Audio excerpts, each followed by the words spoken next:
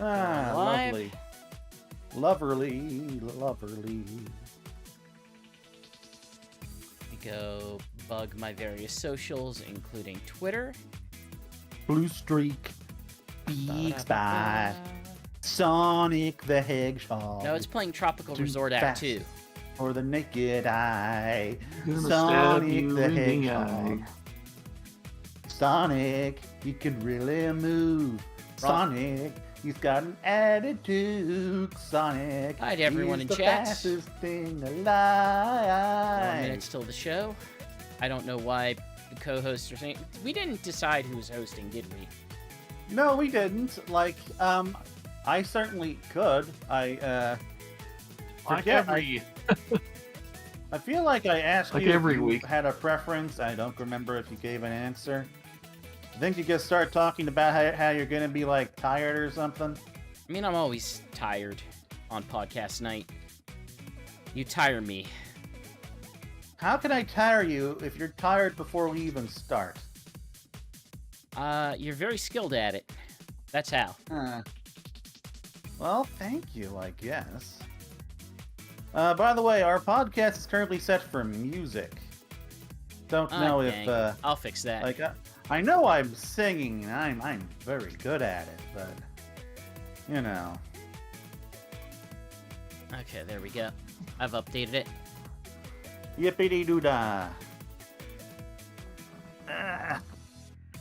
Man, I was watching a 38-hour Beverly Hillbillies review earlier this month until Paramount killed it. What? 38-hour Beverly Hills Billies doc review? Yeah. I don't know if you ever heard I Quentin don't reviews. understand how some of these YouTubers get so much material from such little Well, in amount of this stuff. case, his dad was doing it while he was laid up with like a broken leg or something. I forget. Some medical issue. And he apparently just like tore through the episodes and then like wrote the entire script while he was laid up, and then Quentin spent like years editing it, and then he uploaded it for April Fools. Then Paramount killed it after 2 weeks because even though like used mostly non-copyrighted footage, and all of it was transformative, so it was all legal, but you know how these companies are. I've got to step away from the podcast for just a second. No problem. It's about 1.5 minutes.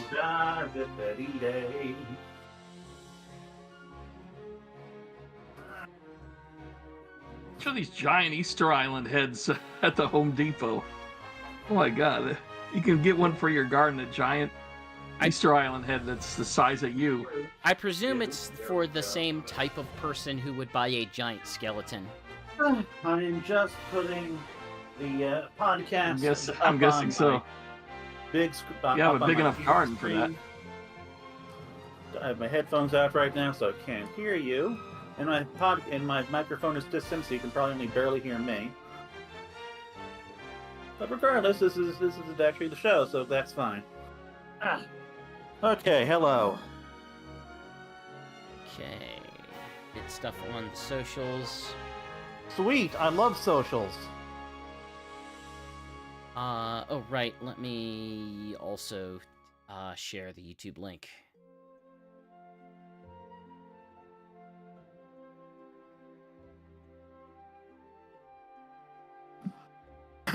I saw some of that Fallout. It was pretty damn good. Best video game adaptation I've ever seen. I've seen the first 3 episodes so far, and it's just awesome. It's even better than Sonic the Hedgehog 2. I mean, that's not hard. No, that is a challenge. Did it not have Jim Carrey? It did not have Jim Carrey. Immediate improvement. It has one guy who kind of looks like Jim Carrey. That doesn't matter. Like if you squint in the right way. That's not the problem. The problem with Jim Carrey is not how he looks. That is not his ultimate flaw. Oh, okay. That's my issue with him. His mustache looks fake. Okay, let me double check OBS. We're getting started pretty soon. To go ahead and cut the music. So you're hosting tonight? Nice. Unless you want to. Doesn't matter. I can keep it going. Jason, Yes. how long do you feel like you can go till? What time is it now? Probably till 8 or 8:30. I mean, I did have a 10-hour day at work today, my longest I've ever had. Okay. So I did take a nap though before the show. I took an hour nap from Okay. 3:40 to 4:40. If you feel Well, like my time. if you feel like you have to bail, just DM me. I'll give you a clean break point to head out, and then you can cut out early if you need to. It shouldn't be an issue. Okay. Okay. Okay. I am taking a look at the feeds to make sure everything. Oh wow, you are playing Helldivers too. Congrats, Shigs. Shigs. Yeah, it's Really? Huh. Well, I'm kind of glad I didn't for drop me anyway. full price on it. Well, I'm just waiting. I just don't. The rest of the internet loves it. I don't pay It's a full price $40 for multiplayer games. first version of Fortnite, basically. I mean, I won't go into it now, but later. I thought it costs money. Doesn't it cost money? There is a free season pass where you're building up your character, and I think you could build up enough money for one of the other season passes, and they don't expire. Calling it a Fortnite doesn't seem like a fair comparison to me, and I haven't even played that game. Well, I thought it was like a $60 or $70 game. So it's a $40 game, actually. It's $40 actually. But there's a free version. No, I don't think there is. No. But you just told me it was okay. So the season passes. It comes with one of the season passes. It's free. All right. Well, in that case, no, I'm definitely right. It's a drop in out of your ship, play a mission, go back to your ship game, basically. Yeah, that doesn't sound like Fortnite at all. What the hell are you talking about comparing it to Fortnite? So, I mean, it's just something you can play with for 20 minutes and yeah, it's called a multiplayer shooter, Jason. They're not all Fortnites. Oh, hey, we started the show. Apparently, we're starting the show. Hey, okay, we know who's hosting it has a season pass, but basically, it's too early to go into it. I'll talk about it later. I haven't really played enough of it. I played like 2 hours worth so far. Oh my dang! Here we are. Here's the discussion message stuff. Okay, that's fine. So we're gonna go in the order that it is listed. Then, Shigs, then me, then Knuckles. Okay. Okay. Let's get started on podcast. Dang it! All right. So are you hosting or am I? I think I'm hosting at this point. So okay. Let's go. I will go ahead. Let's go. Do I have the intro queued up? I do. Let's play that intro.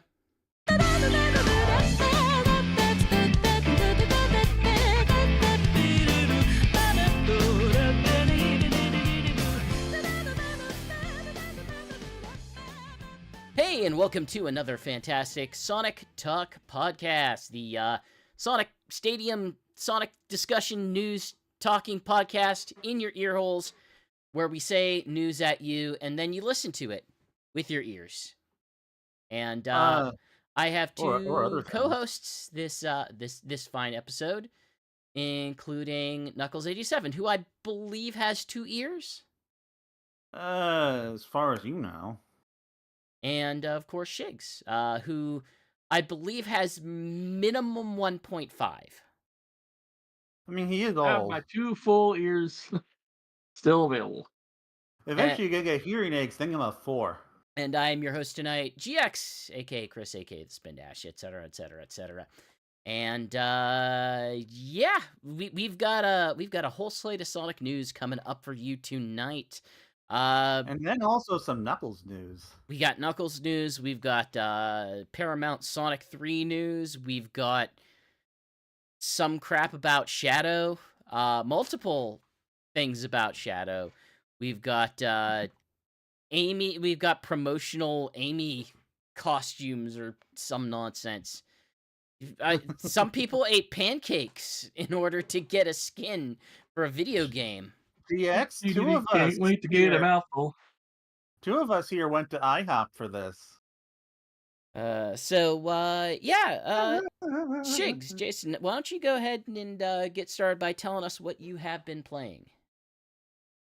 Okay, well, because it's gotten so much word of mouth, I decided to get two games. One you discussed last month. Was it the Bacano? I think it's called Balatro? rope Balatro. Balatro. Yeah, I did get Balatro, the roguelike poker game, which is quite a bit of fun. That's a nice jumping in, jumping out game. And speaking of jumping in, jumping out games, I also got the extremely popular right now Helldivers 2, which is $39.99 currently. And like everyone's comparing it to Starship Troopers, and it is a very fair comparison. They pretty much rip off the entire premise of the game. You are from Super Earth, where you are going out to other planets to invade and like spread democracy, basically, to these planets full of evil Democracy will be bug-like forced. aliens, And the game is, while it's fun, it's not quite as up to the hype levels that a lot of people have been giving it, in my opinion. Basically, you start off in kind of a funny montage to get you used to the controls of the game, where you're going through training with basically a recording telling you that this is the person who was the greatest, hero of the Helldivers before, and he's all impressed with how well you're doing and everything, despite the fact that I'm just barely doing mediocre. But it's all a recording anyway, so he's not actually there.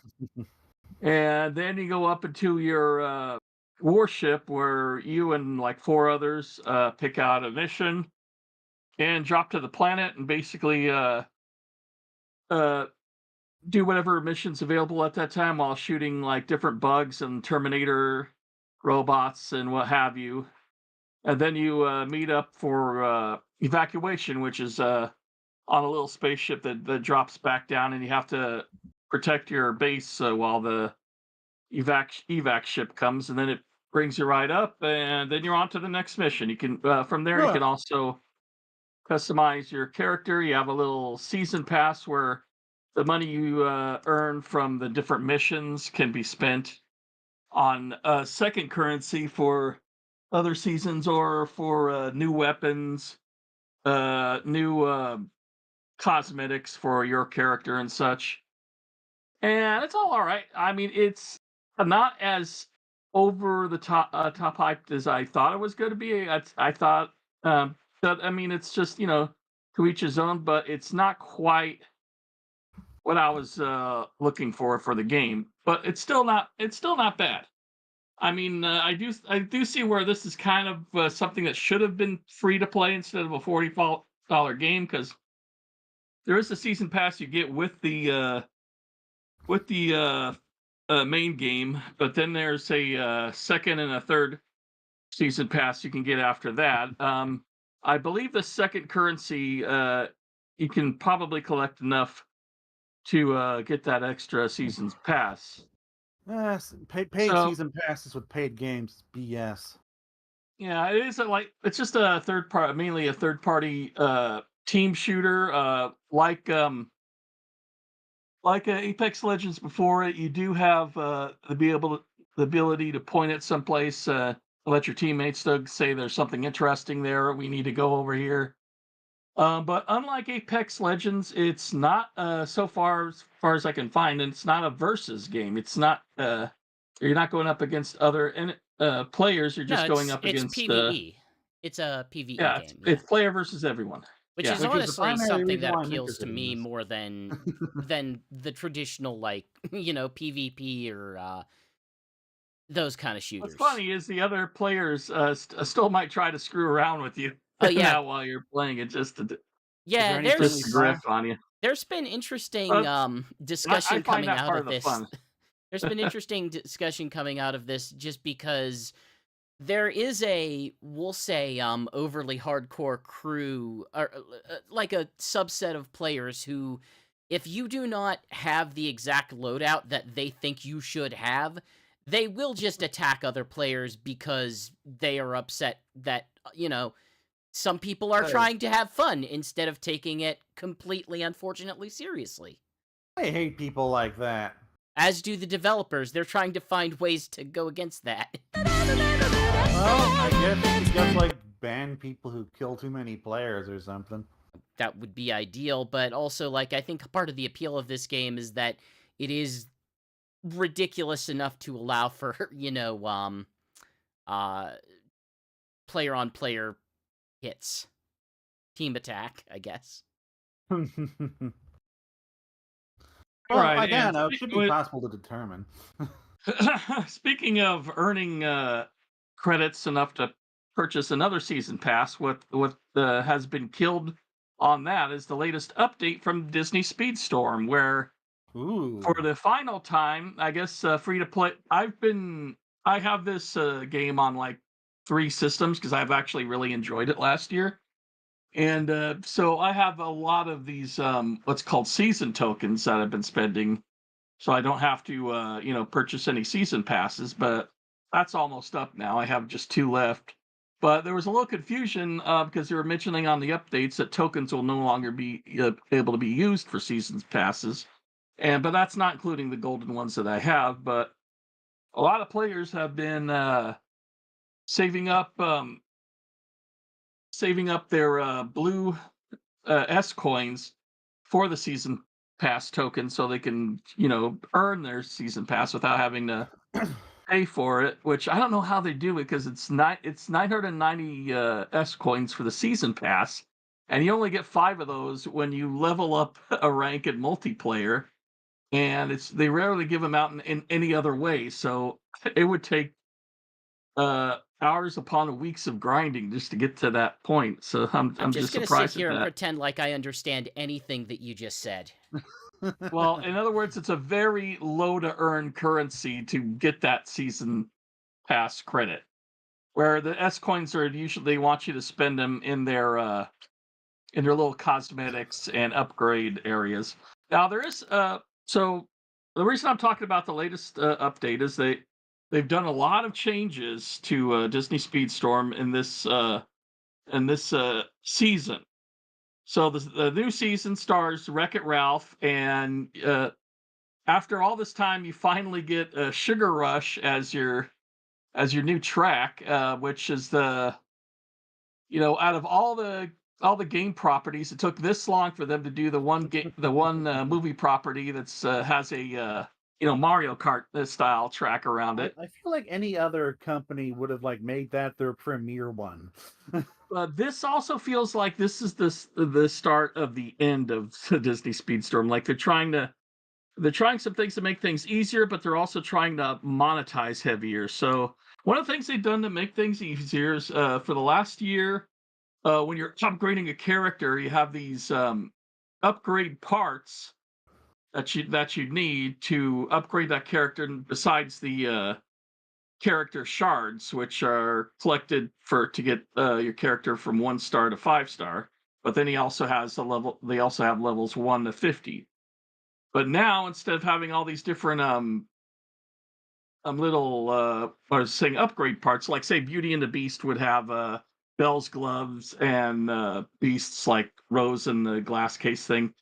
Instead, they're doing upgrade coins. So they from last season, they took all your upgrade parts and are giving you these upgrade coins that you can use on any racer.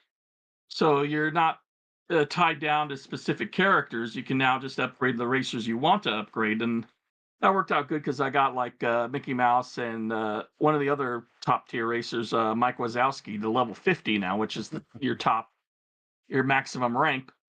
But on the other side, they have shortened the season passes now greatly. So they're doing like 2 seasons per like the 2 months period instead of 1 season. So they're basically doing 1 season a month with also a mini tournament thing. That's a separate $8 season pass as well. Well, they call them golden passes.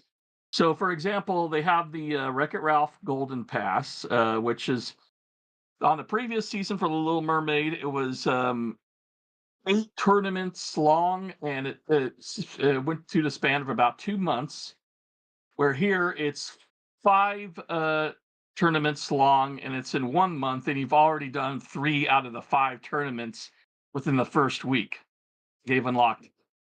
So they're shortening those, and then they're adding these racing cups, which is actually kind of good, I guess, for the free to play players. But it's $8 for that golden pass. But if you unlock the racers in those tournament cups, it's a great way to unlock them and then upgrade them a little bit from there. But it's still, if you're doing the pro cups, you have to have those characters at a high level, which you can only do if you've been playing the game for a long period of time. So it seems like they're trying to find more not only making the game a little easier, but trying to find more monetization. But also they're cutting costs severely with the major part of the update is a lack of voices for the characters. Oh dang! Now, oh my God! Ever since you've had the game, every single character has a ton of lines, and they got the original actors for the most part to do it. Or of course, they get Tom Hanks' brother for like Sheriff Woody because he sounds exactly like Tom Hanks.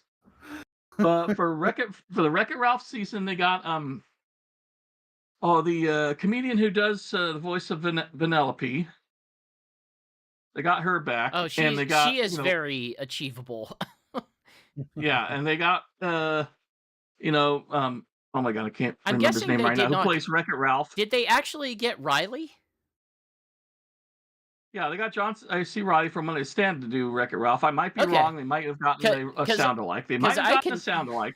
Because I can think of But for the most another part, racing game that he was in that they did only get a sound-alike for.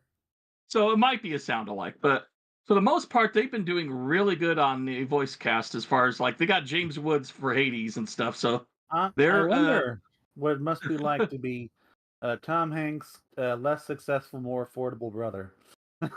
well, he gets a lot of work as Woody outside of when Tom Hanks isn't doing them for the movies. But anyway, the problem is 3 of the characters don't talk at all now, and that's King Candy, Fix-It Felix, and Calhoun, and they're just silent, and Damn. it's really disturbing when you're playing as them, and they're saying nothing when everybody else is talking and you'd talking think that smack they'd to be the able other to sound players. alike for Fix-It Felix at least. You'd think with and with King Candy, which is just a version of comedian Ed Wynn. Yeah. Anybody can do Ed Wynn.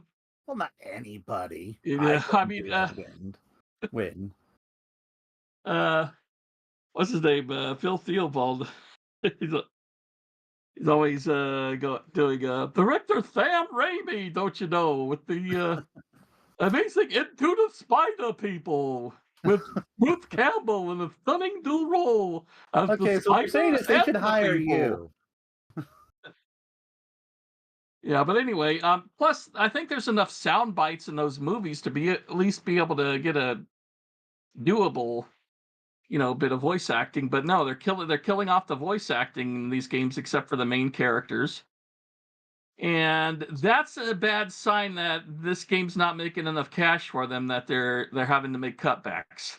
I mean, we are in the midst of the I big still enjoy live service this game as a kart racing, but I think it's starting to die as a free-to-play service. That really, Fortnite's the only one that seems to be able to lock it down right. Well, you figure. Maybe- I mean, it's you can look just right next door to same developer, or I should say same publisher, Disney Dreamlight Valley. They've recently had to make some significant changes to that because they gotta pay the bills for this.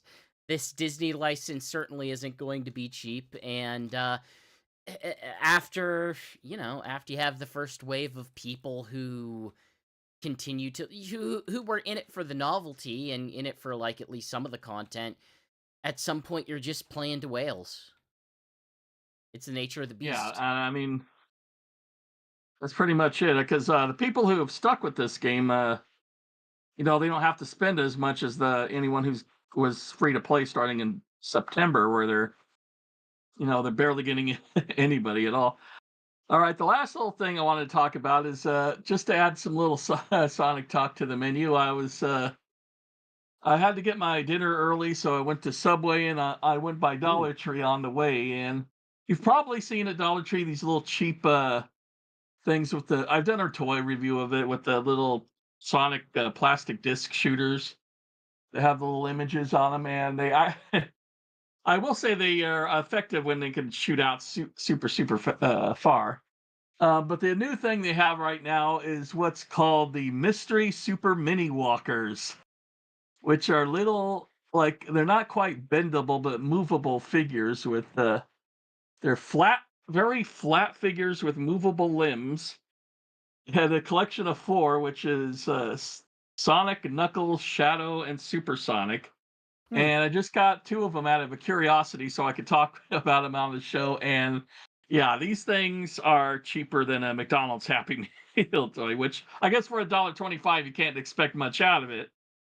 But wow, these are basically erasers with a print with a print of a figure on them that are all connected with little plastic tabs to keep the limbs on them. But they are completely flat. They have nothing on the backside. I mean, if maybe if you're on a road trip and you need something to keep the kids quiet for a little bit, they might like this until they easily pull the limbs off the figures. So I'm looking at But this. oh my god, these are super. I'm looking at this super on cheap. Walmart, and it has 1 review, and it's 2 out of 5. Shigs, Yeah. Shigs, you should do a review for Walmart. Got the same. I'm sorry. Here's the review. I mean, Got the same one. these are, Not thrilled, according to Susan. well, yeah, they're a blind pack of literally just 4 figures. I've never liked the whole. But they're only a buck. thing. They're only $1.25, so you kind of get what you pay for, unless you were expecting something actually of good quality. Or if maybe you can use them as an eraser, because that's what they feel like. They feel like erasers with little limbs attached. I think that whatever this company is, they just sort of cycle in different formats of, hey, we have the Sonic license, let's put them on this thing, and then I don't know, a couple months later you put them on some other thing. There's one good thing they have. They sell at I think it's Grocery Outlet, which are fairly detailed PVC figurines with the Sonic characters of Sonic, Tails, Amy, Knuckles, Shadow, and Dr. Eggman, and those are $5 a piece, but at least they're of a decent sculpt and everything, and they have nice detail. But stuff like this $1.25 little movable eraser figures are pretty terrible. I mean, if you're gonna get that or the disc launcher, I think I'd go with the disc launcher. At least you can have some fun with it. I think what's perhaps more interesting about this is it really goes to show how much they have sort of standardized the brand. Because if you take a look at the packaging for this, and it's like all the iconography in it, all the symbology, all the core color schemes, they are just as they are identical to basically every other major Sonic toy product that is in the sort of broader Sonic game line. They're using the same half a dozen Sonic renders that are out there right now. This one Sonic Generations render is on all of the Sonic toys, and Sonic Twitter absolutely hates that. They're just getting so pissed off that Sonic just has these renders that they've been consistently using for years because they don't have any reason to update them. Because Sonic just looks like Sonic. It's just part of the brand. Yeah, I mean, they sort of defined what he looked like at that point, and they haven't really had much, motivation or reason to change it significantly. So I don't know. It's a good thing, I think. I think it's a good thing that they just have a look for Sonic, and they're not fussing with it anymore. It looks good. It looks fine. There's a reason why this one is stuck around. But we will be getting into that later with a news item. Yeah. But I've been yelling at Twitter for a bit lately because I guess Although God bless whoever came up with those Foghorn Leghorn anime memes. I absolutely love them. Yeah, those are fun. All right. Anyway, Any, anyway, me? I guess I'm going. yes, you. Uh, Got a little passion there. yeah, I was wondering, like, what was going on? Are we swapping positions here, or are we like? No, I don't want to. Talk But about your jury duty. no, I'm not. Something. I'm not talking about my jury, the jury duty that I did not actually. Well, I technically, in the most basic sense, had, but not actually did. No. I've So been. GX, how bad was Trump's farts in court? You could tell us. Oh, they were the worst. They were the biggest. They were the bigliest. They. No, nobody else has them quite as much. No, Smellingly, yes. I've been so I've been trying to bounce around a bunch of different games, and I've been struggling to find what I'm looking for is a game that has something of a really solid flow to it, and a big part of that is just that, like, I tried Pizza Tower. Pizza Tower's fine. The problem is, like, and I tried Penny's Big Breakaway, and kind of the issues that I have with those two is, sure, if you take if you want to spend practice runs on practice runs, I'm sure it could be really satisfying to, have the good run, but it's not what I want right now. It's not the experience that I'm looking for. I want the experience where it feels really solid the first time, and then as you get it better, then it just gets better. And those are games that, like, if you're the awkward first couple of runs, because they are, well, at least with Pizza Tower, its windows of performing actions are, somewhat tight enough that, like, if you miss something slightly, you're just going to hit it against a wall, and then you have to retry something, and it's just not what I'm looking for. It's just not, it doesn't have a smooth feeling at the get-go, and Penny's Big Breakaway, like, the big issue with that is, until you learn the ins and outs, it actually moves real slow. Like, if you don't already know how to properly chain everything that you're doing, it's not a particularly smooth or fast game, and I just fell off of it. I'm sure I'll give both of them a try again at some point, but another one that, it also got a lot of really positive buzz, but kind of left me disappointed, was Pepper Grinder. Pepper Grinder was kind of made a bit of a splash at the last Steam Next Fest demos, where the premise of it is you are this girl on a weird abandoned island thing, and your only means of travel is through this sort of drill mechanism. And Oh yeah, I've seen some screens of this. yeah, and basically, hey, if there's dirt, you just pilot yourself through the dirt. And I again, this is kind of the one of the games where, like, hey, if you want to spend quite a lot of time learning the ins and outs of its mechanics, you probably can get very precise and very adept at it. But getting to that point, I got through the first world, and my understanding is there's a lot that they shift around after the first world. A lot more things that they give you access to, a lot of ways that they mix it up, but it's just it's not doing it for me yet. I think it's asking a level of precision that I'm just not with yet, and I want something that feels real good to start, and then just gets better as you go. Which Honestly, is that trailer was looking pretty appealing to me. yeah, a lot of people really like it.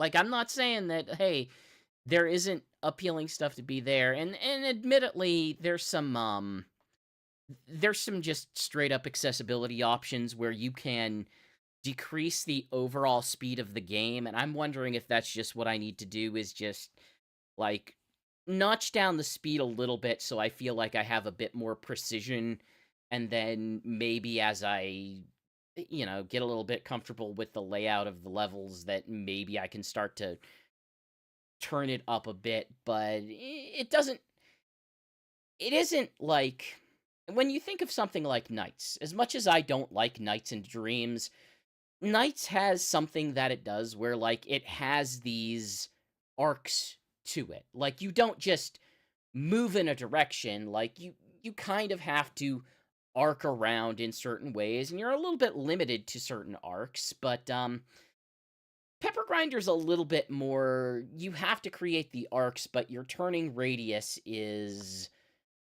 pretty, we'll say, rapid, which means, number one, it means you could turn pretty easily and conveniently, but I don't know. It's not. It doesn't feel like it's aiding you, and it doesn't necessarily feel like the level design is built around making specific kinds of arcs or any kind of smooth arc. It's just sort of, point the direction you want to go and do it. So it's kind of neat. I wish I felt better about it, because I do like a lot of the other things that it's doing, but it's just not jiving with me. However, I actually do have a game that I feel, much better about, and that is a platformer called Curse Crackers. And I apologize, I say that as I am attempting to bring up a trailer here.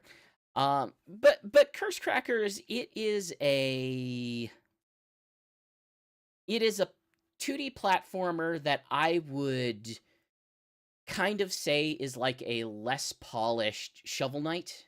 It has a lot of the we'll say stylistic choices and appeal of what Shovel Knight was doing, and Ooh. the overall the overall vibe of it is, hey, it's a retro platformer, and you can get pretty mobile in it. I was It's kind of gothic themed. kind of. I was introduced to it through Giant Bomb, and the kind of pitch that they offered in regard to it was, hey, do you know that jump that you can do in Super Mario 64, the one where you crouch and then jump high, or the one where you are doing like a running and crouching jump and then you just shoot forward? And it has both of those, but honestly, like, that's kind of it. The jumping and just the movement in that game feels really good, really satisfying, and it feels really good from the get-go, and once you do get good at it, you can just zip through levels. The premise of it is, hey, you are I guess you would say, retired acrobat trying to, find a different path for your life. And your boyfriend was kidnapped by, I guess, one of your older friends who has decided to gain these occult powers to kind of, because you have a fissure in your relationship and she's trying to bug you through something. But overall, like, hey, it's a fantasy world. It has way more mythology than any of the gameplay really suggests it needs. Like, you'll go through and you'll go into towns and you'll take up missions for people, and it'll have stuff in the lore books that you can read. It's like, oh, here's the origin of this world. There was a dragon at the beginning of time who gave up scales to create these special beings, but there was a war between the beings because they didn't, and it keeps going, and it kind of justifies, like, here's why we have some, but why we have like these kinds of people, and some people can do magic and some people can't, and none of it actually matters. It's all just sort of set dressing, because the actual gameplay of this game is traditional 2D platforming where you bounce on enemies in order to bounce on yet other enemies. You kind of rush through levels, you can chain actions together, and either explore or just get through as fast as you want. And even the enemies, it's like every enemy in this game is just a skeleton. Like, okay, you're gonna bounce on the head of a skeleton. Well, this one has a spray paint can, and he will sometimes throw a spray paint can at you. This one is one with a lance, and if he sees you, he'll run at you. But, like, it's not like its mythology has much to do with what's going on in the game itself. It eventually grew on me a little bit. I was kind of interested to see where it goes. There's a lot of just ancillary characters that you talk to and do stuff with. I think my favorite is one named Cole, who I would describe as literally just a female Duke Nukem. Right down to just having a massive cigar in her mouth. I like I guess she's like the leader of the world's knights or something, but it's like somewhere in the realm of 50 levels. They're pretty decent. They're kind of simple.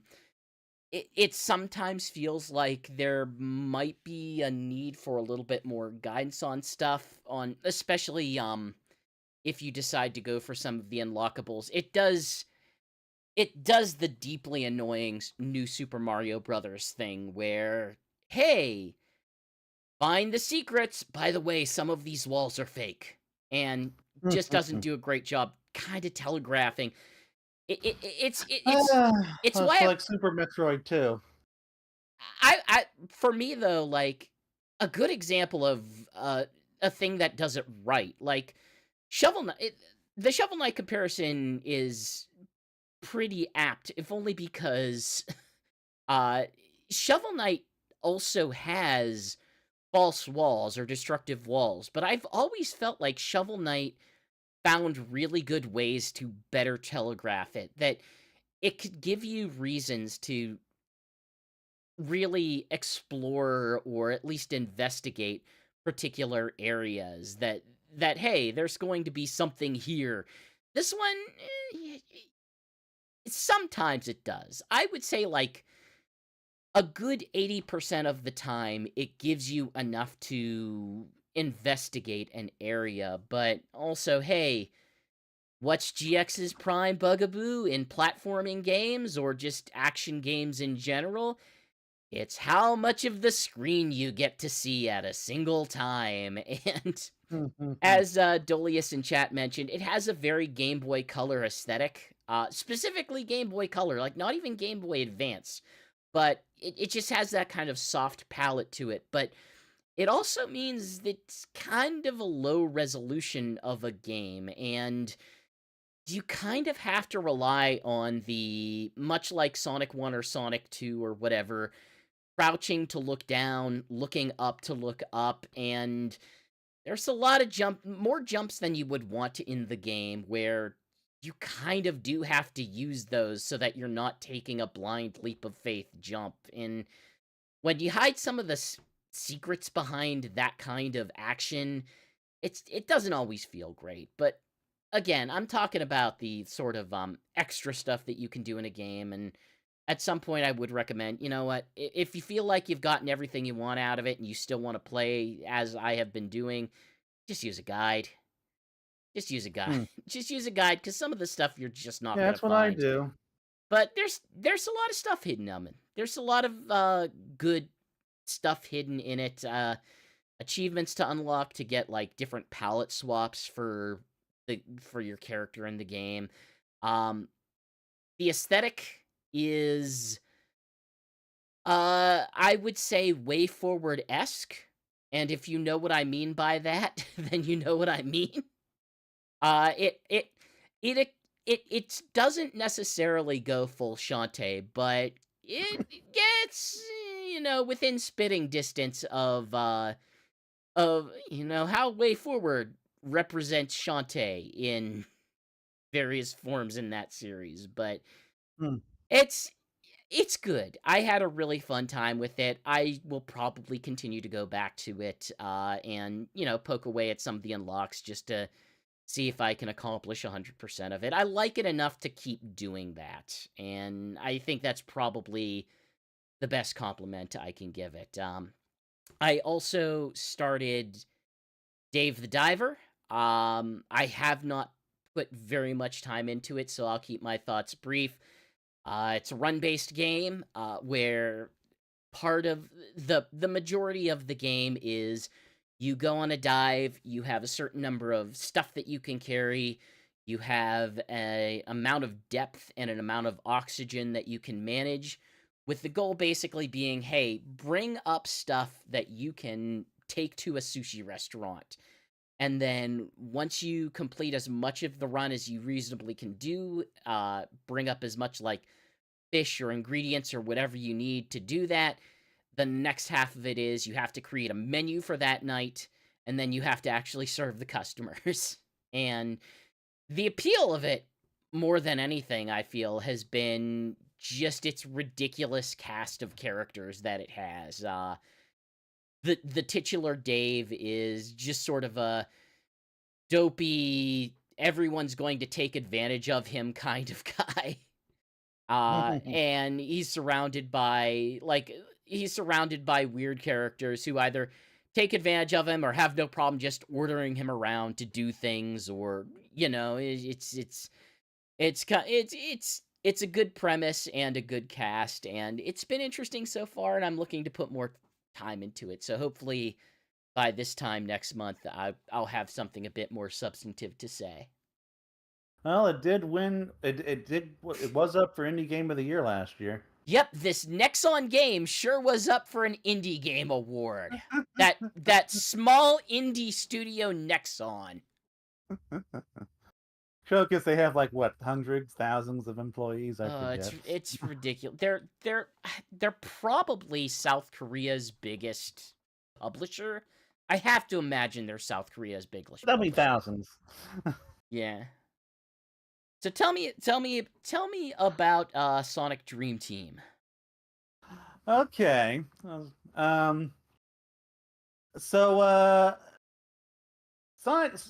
Dream Team got an update last week. It's second of 3 scheduled updates. And as far as I think I'm the only one on staff who had time to download it, play it, cover it, and it is I played a few levels. I haven't played all of the new update. I played some of it. Oh, good. So, so the update gives you 2 acts in this new level called Sweet Dreams, which is a level that is built by Ariam for the Sonic's friends to, I guess, practice in. I don't know, but that's as far as the story goes. What was in the marketing? There are no cutscenes or anything, but that's not the point of this. The point of this is that these are more difficult levels that do more creative and interesting things with the game's mechanics and physics, while also adding some new gimmicks in the form of pulleys and such. This looks a fair bit more difficult. To my surprise, I like that. Difficult. Yeah, like I was actually dying quite a bit in some of my recordings, which I didn't post.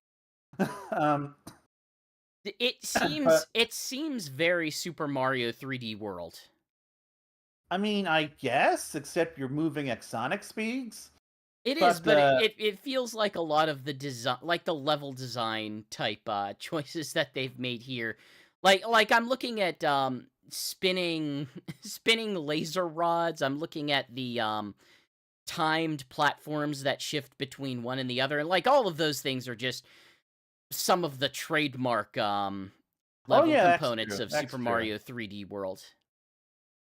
But if you gotta steal from the best. Sure, absolutely. I'm not complaining. Yeah, these are definitely the best levels in the game, though.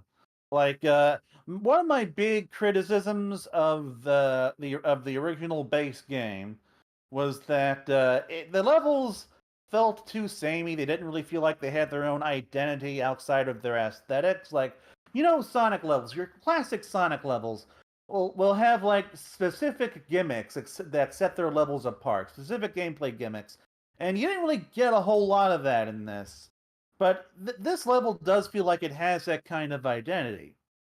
And on top of that, it's very challenging. It really challenges you to understand the game's mechanics, and in addition to the levels mechanics. Which is funny because thematically, it's probably one of the most abstract and least identifiable themes of the game. Like I kind of like identified it as like a like almost like kind of a Metal Gear Solid VR room or something, where it's like, it's not supposed to look like a real location. It's just like supposed to be sort of just a challenge room, and that is certainly what it plays like. This is not the kind of thing that would like cause me to reassess my review score or anything, especially since there's only 2 levels right now. But if you thought the original Dream Team was kind of lacking in these qualities, these levels will definitely scratch that itch.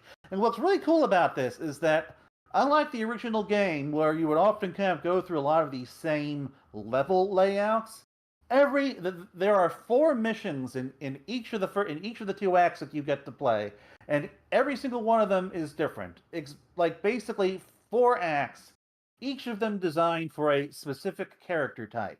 So you have like a couple levels built for Sonic and Amy, a couple levels built for Knuckles and Rouge, a couple built for Tails and Cream.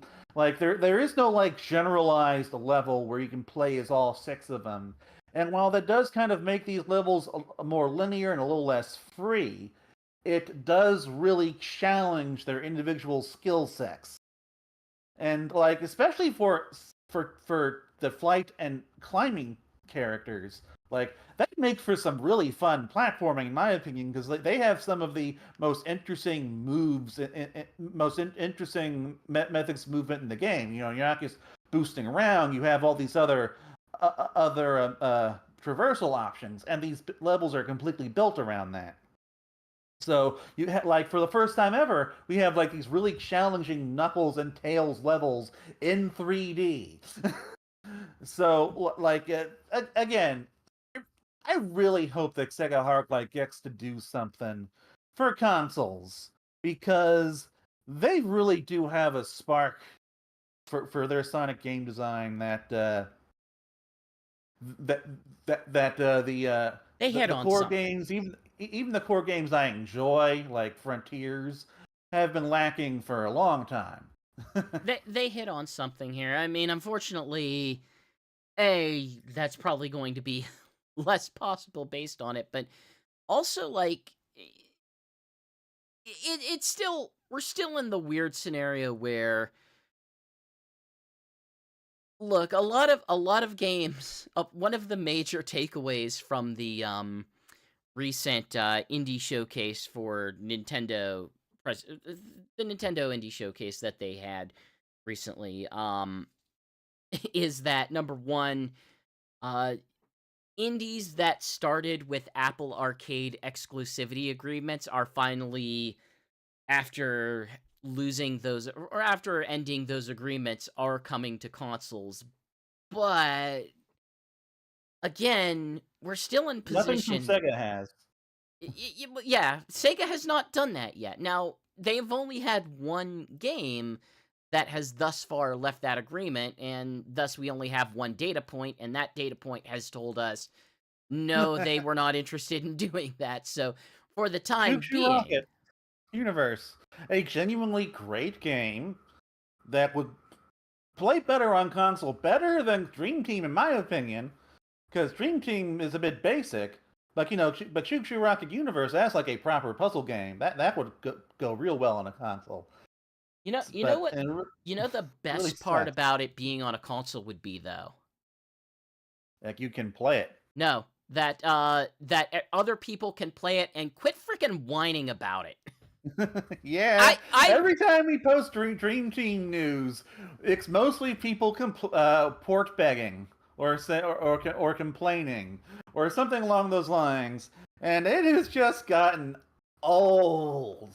I like So old. I like Dream Team enough. I think it's fine. I don't think it's worth, complaining every GD time about, Seriously. well, put it on, why can't it be on Android? What?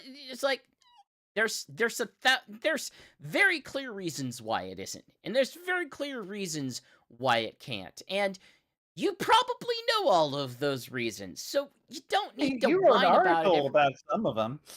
I gave people a path.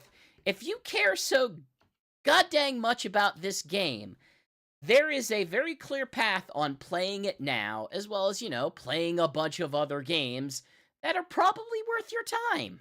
So, Like, there are plenty of great games on the Dream Team service, on the Apple Arcade service. oh no, oh no, that's the problem. You've become the Sonic fans you hate. It's just the Dream Team service now. There are no other games on Apple Arcade. But so one other thing about this is that there's at least one more update coming, and at the moment there are 2 other acts of Sweet Dreams which are both locked away. I'm hoping that one, obviously I'm hoping that in the fearless year of Shadow we will be getting Shadow in this game. But beyond that, I do hope that we at least get a boss in the second half of Sweet Dreams stuff. Although I will say, Well, I was hoping. I hear that cream becomes more important because, sweet dreams are made of cheese. Who What? am I to disagree? No, no, no, no, GX, no. What? that is What the? the daddest of dad jokes. What the hell are you talking about, Jason? I He's have attempting a dad joke, GX. that. I'm No, no, taking no. that joke. That's not even a dad joke. What? Okay. How do you get the word? Okay, I ripped it off cheese of in John there? Gray a while back. The Because hell? instead of sweet dreams are made of these, No, sweet dreams are made of cheese. I got that. It's not even equivalent though. What? I was ripping off an old John Gray joke. Okay, sure. So that was like a really deep cut joke. Yes. Tell me about some deep cut plush. Okay, so Vector is pretty cool. I got it. So I got a Vector plush from off of Amazon. I was gonna get him last year, but Those unfortunately, GE ones, right? yeah, GE. There's only one Vector plush, Shigs. Right. But yeah, it's from GE. He's a 14-inch tall boy. He can stand up, which is so cool. Like, these plushes are so high quality, and Vector is definitely one of the best, which is good because it's also one of the most expensive. I spent $45 on it. There are a couple that are real big and real expensive. I think I dropped a fair chunk of money whenever I got Gamma. Yeah, I spent at least I think I spent at least 30 something on Gamma. But Vector, he was like the next one I was gonna get last year, and then he got sold out, and so that did kind of deflate my purchasing of these. But I think I do plan on resuming soon. Maybe I will finally get Dodonpa. But if you're just looking for a Sonic thing to collect, there's a wide assortment of characters and is relatively affordable. GE is so goddamn good. I am eagerly awaiting their Starline plush. Anyway, let's get on to less pleasant news back over at Sega Heartlight and stuff. Yeah, guess what? Things are not great over in Sega Europe. Things are real not great. So a while back we reported that, they had spent, just Sega in Europe in general had spent quite a long time developing this this multiplayer shooter project. I can't even remember what it was called. Something hyenas or the Yeah, shooter, right? That hyenas. was gonna have all the Hyenas. Yeah, that was it. something hyenas. Basically, as it came Which out, I was looking forward to. It was looking good, but I guess it wasn't no, good enough no, to be released. it was not. People did the reaction to it whenever it was publicly shown was that yeah, no, it was not particularly good. But Uh, yeah, it kind of came out afterwards that like it just seemed like there was just a lot of tribulation regarding the development of that game in general and just not mm, having a good vision of what it is. And if you combine that with sort of the path that Sega is currently taking, it just seems like so they're It feels to me like Sega is disinvesting from their European branch, yeah, like exactly. entirely. They sold off Relic Entertainment, which was which as far as I know, their games did pretty well for them. There's And of course, yeah. there's a real hazard in this though. Like yeah, they have a couple good successes, but the biggest issue was they were so reliant on a lot of those strategy games through the darker years. They were so reliant on their eight not Company of Heroes. Dang, I can't even remember what the Universe at War, Rome no Total War. Total War is it. Like Total War did pretty well for them. Like they were pretty consistently like doing pretty all right between the historic ones and getting the Warhammer license for continuing those. And like through the years where the Japanese brand was just sort of struggling to get through things. If you think about the time period where The 2010s, the early yeah, 2010s. before they really hit on like the before they hit the formula with Yakuza 0, before that started really firing on all cylinders, before they had the Persona 5 machine that they now sort of have. Yeah, before Atlas and Yakuza made it big for him. They were pretty reliant on stuff that Sega was Europe was doing, and even companies like Football Hardline. Manager too. Oh, That was Football another big Manager. Sega Europe one. Yeah. And it just feels like they're trying to move like it never felt like the Japanese side of things ever embraced that identity. Uh Even if you look at something like the crossover racing games, I should say if you think of the games that did actually bother to do so, it was specifically the PC version of All Stars Racing Transformed had a handful of exclusive characters that were based off of these very specifically Sega Europe franchises.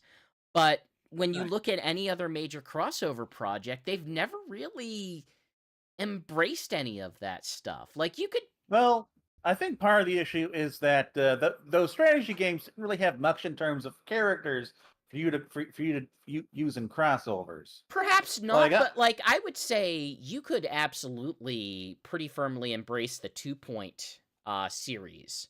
I think that is something very visually iconic that you could build some interesting stuff around, or at least like acknowledge in a meaningful way. well, sure, but didn't they? Isn't that a relatively recent purchase for them? I mean, the studio is somewhat recent, but the 2 Point series has been around Yeah, for a 2019. while at this point. It has two entries, and it's not that like that series was built entirely under Sega, as far as I know. Like it wasn't that this was a studio that was making a different line of games before they were purchased by Sega. And after they were purchased by Sega, that is under which both of the 2 Point games were released. I don't know if they just sort of treat it as separate brands in kind of the way that we treat, classic Sonic and modern Sonic as separate licenses, but it's weird. It's weird that they kind of I don't know if this is a sense of confidence after projects like Persona and the continued success of the Yakuza series and the success of Sonic Frontiers, but it's just really disappointing that they had that admittedly, yeah, they had a major failure like that, and it just seems like their answer to it is, well, we're not going to have as much of this, especially for us as Sonic fans. Hardlight. Like, Hardlight is Yeah, that's kind of gonna a be big a deal. issue. Yeah. Well, they make most of the Sonic mobile games.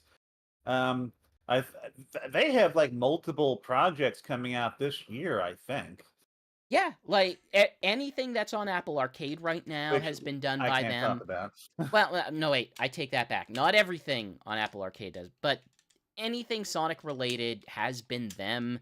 They've continued to maintain Sonic Dash for freaking years, including several spin-offs and their sort of Way longer than multiplayer it's ever should been around, really.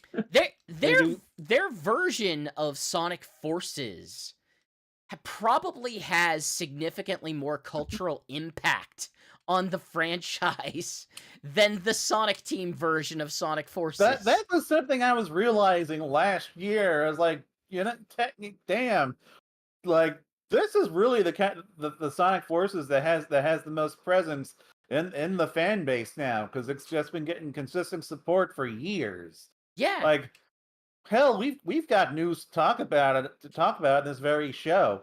So it's like, so we've got Sonic Forces, we've got Sonic Dash, we've got Dream Team. Let's see. I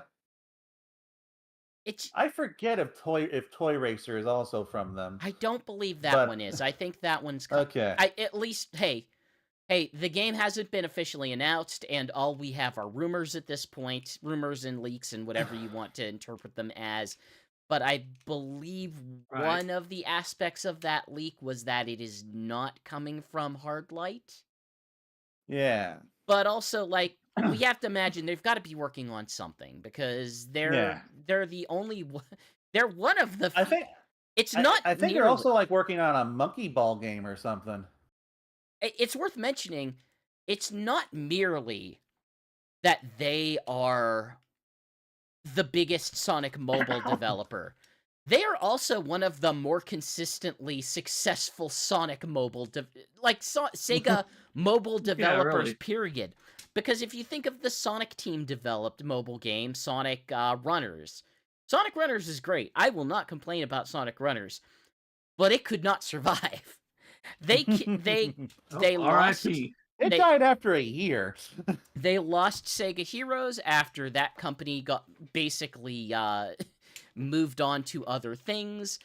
I'm trying to think of the exact two things. There was the Yokotaro game that didn't even last a year.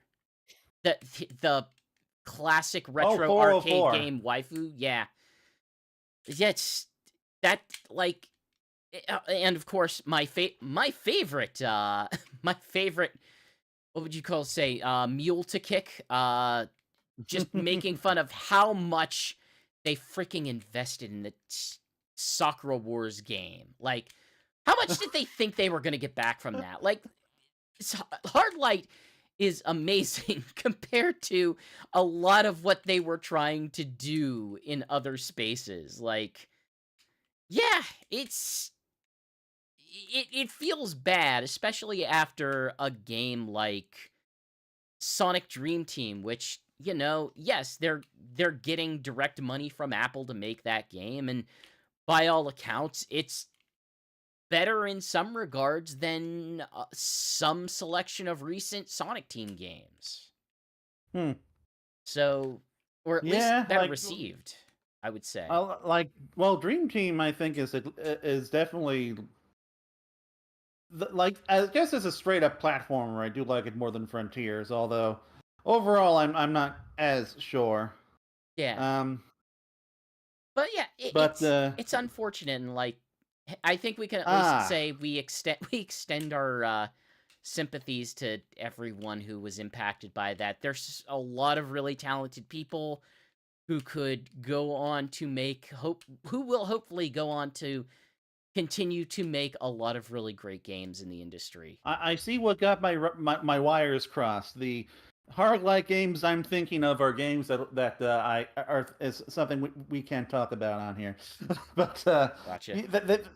they are very busy right now. I believe it. So yeah, it really I don't do we know how many hard-light employees they laid off specifically?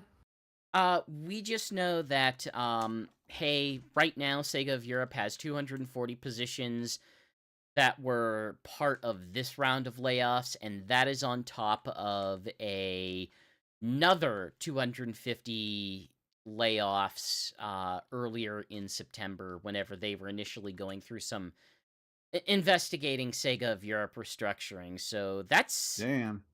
that's like just shy of 500 people. So that's Yeah. and I can tell you, like, 500 people on any studio is across any number of studios is crippling. So knowing that it's hitting Yeah. a combination of Creative Assembly and Hardlight, it can't be great over there right now. Yeah. I'm wondering how much of this is just directly related to the cancellation of Hyenas.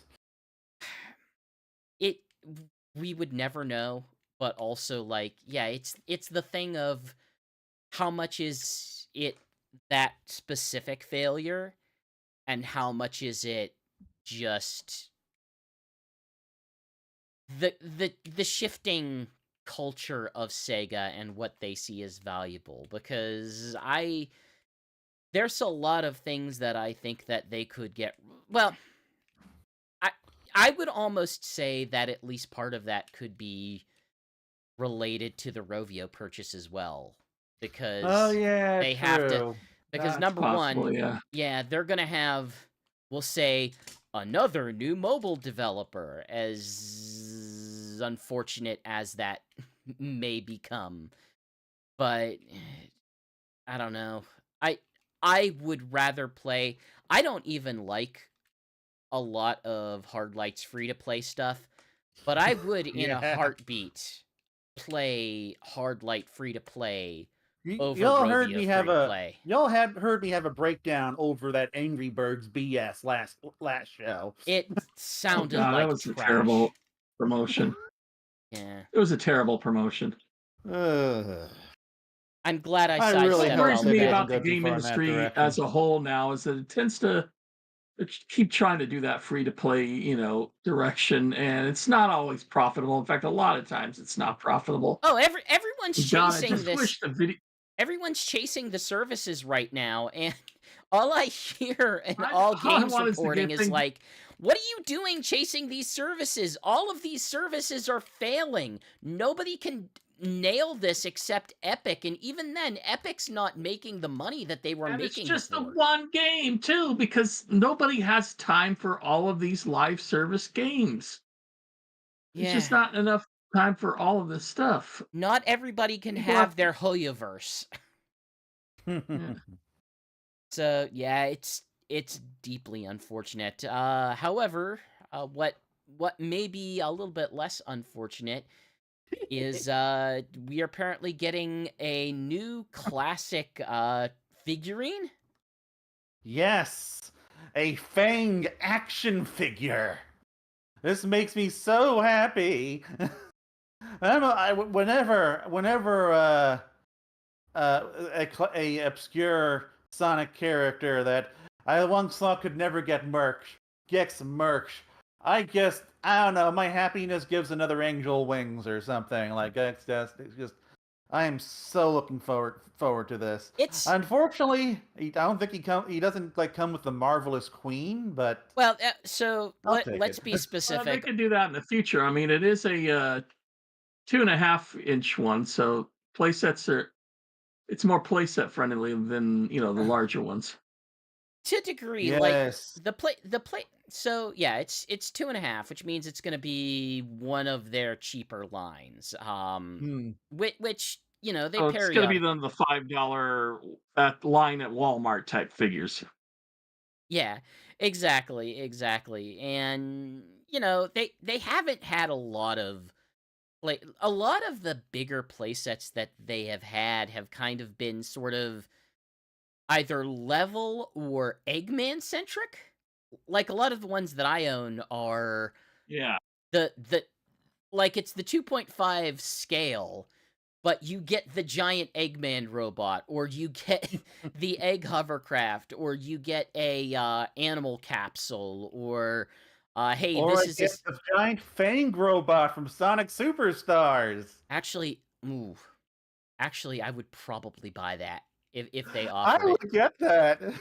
I I mm, I'm a sucker for I have the robots. Death Egg in my closet, and they still haven't put that thing up because it's so huge. I have Oh, it. Actually, I have that on the way. Should be arriving tomorrow because Amazon had a $10 sale on it. So it's like, to give you Oh all my god, yeah, I got it for Christmas. Otherwise, I would have been kicking myself if I paid full price for that by now. to give you all an idea of like how much this sort of thing appeals to me. In addition to my Vector plush, I also got a Mephiles action figure a I few believe it. weeks ago from Target. I I To would be I honest, so got my did I, spiky even little though I boy. don't really like that one. But problem with the 4-inch line is there's so few of the rarer characters that come in because it's always Sonic with one of the popular ones or two Sonics with two popular characters, and that's it. So yeah, I when you I get something like Mephiles or the Heavy King from Sonic Mania, you want to pick those up I feel like I'm even if you talking don't care to for Mephiles. European fans, and for whatever reason, it just seems like they're having, or at least UK fans have had easier access to like just toy stores that have stocked these things, as opposed to Oh, us where all of our toy stores anymore are either Target or Walmart. yeah. Yeah. When I was in Walmart KB is Canada, dead. Toys R Us is dead.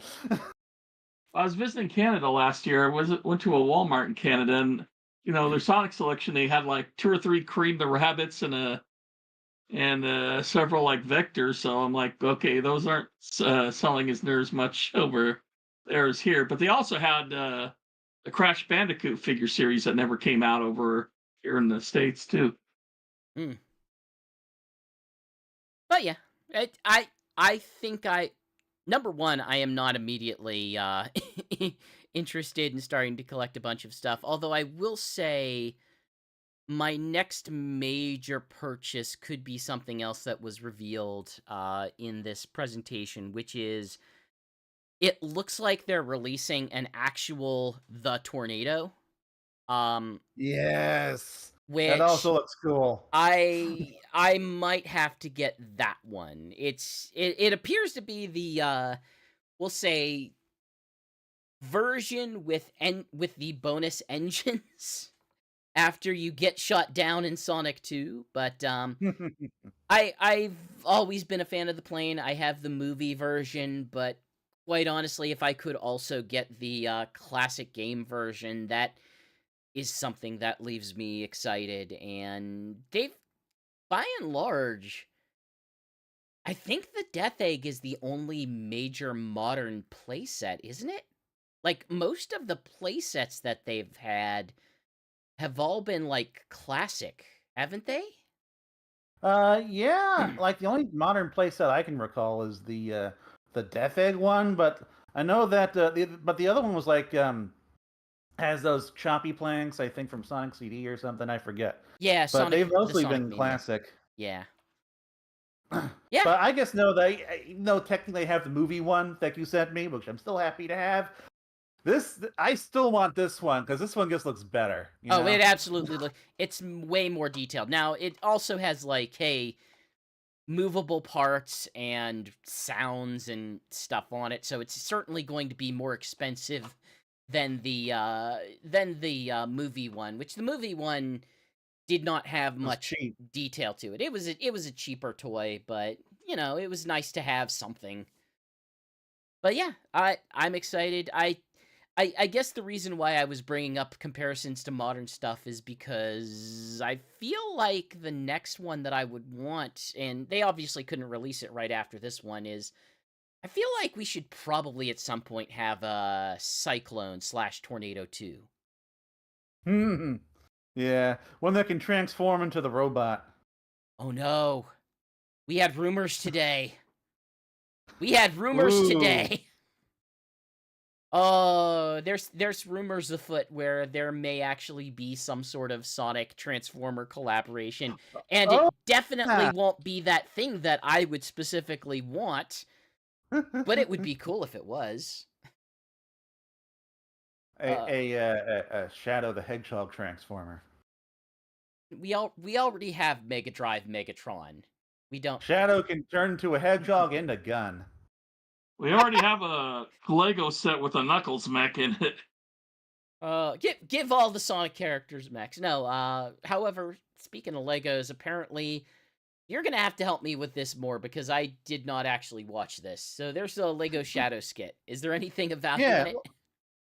Well, it's a lot of fun. Okay. Like, it really demonstrates just how good the Shadow voice actor is when he's playing like a fun character. When he's playing a funny version of Shadow, by which I mean he's still humorless, but that is the joke. Because that's what made him work in Sonic Boom, and that's basically what he does here. And it just sounds so pitch perfect. But it's just a really funny skit of Sonic trying to round up his friends to attend a Discord interview where this guy is well, not Discord, I don't know, some a live stream interview, and none of Sonic's friends show up because Knuckles is busy trying to guard all the Master Emeralds being manufactured on the conveyor belt, and Shadow the Hedgehog is like, I don't know, getting all dramatic about stuff, and by the end of it, Sonic finally convinces him to come, and he shows up and does this dramatic speech, and then I guess like blows up the studio or something, or short circuits everything with a chaos blast. I don't know, but this is just I think the second or third Lego short that they've done. They've done, and some they've cute all been stuff. funny. Yeah, they've done some.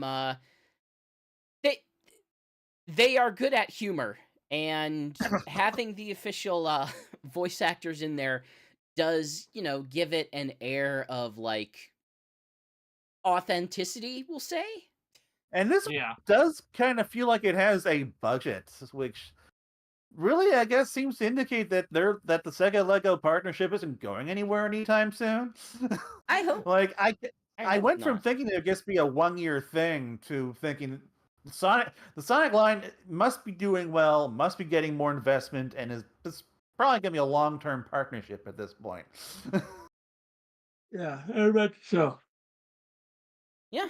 I'm never gonna buy anything from it until they do something cool with Knuckles, but I mean, it's, I think, based on the last major rumor, there's going to be at least one other bigger ticket item, I think. I like if you take a look at the way that they've handled stuff like the Mario sets, they have by and large like shifted between, hey, here's a bunch of smaller ones that go within the line that are more like kids focused, and then we will have one bigger thing that's going to be much more expensive, that's going to be much more like a adult model kit.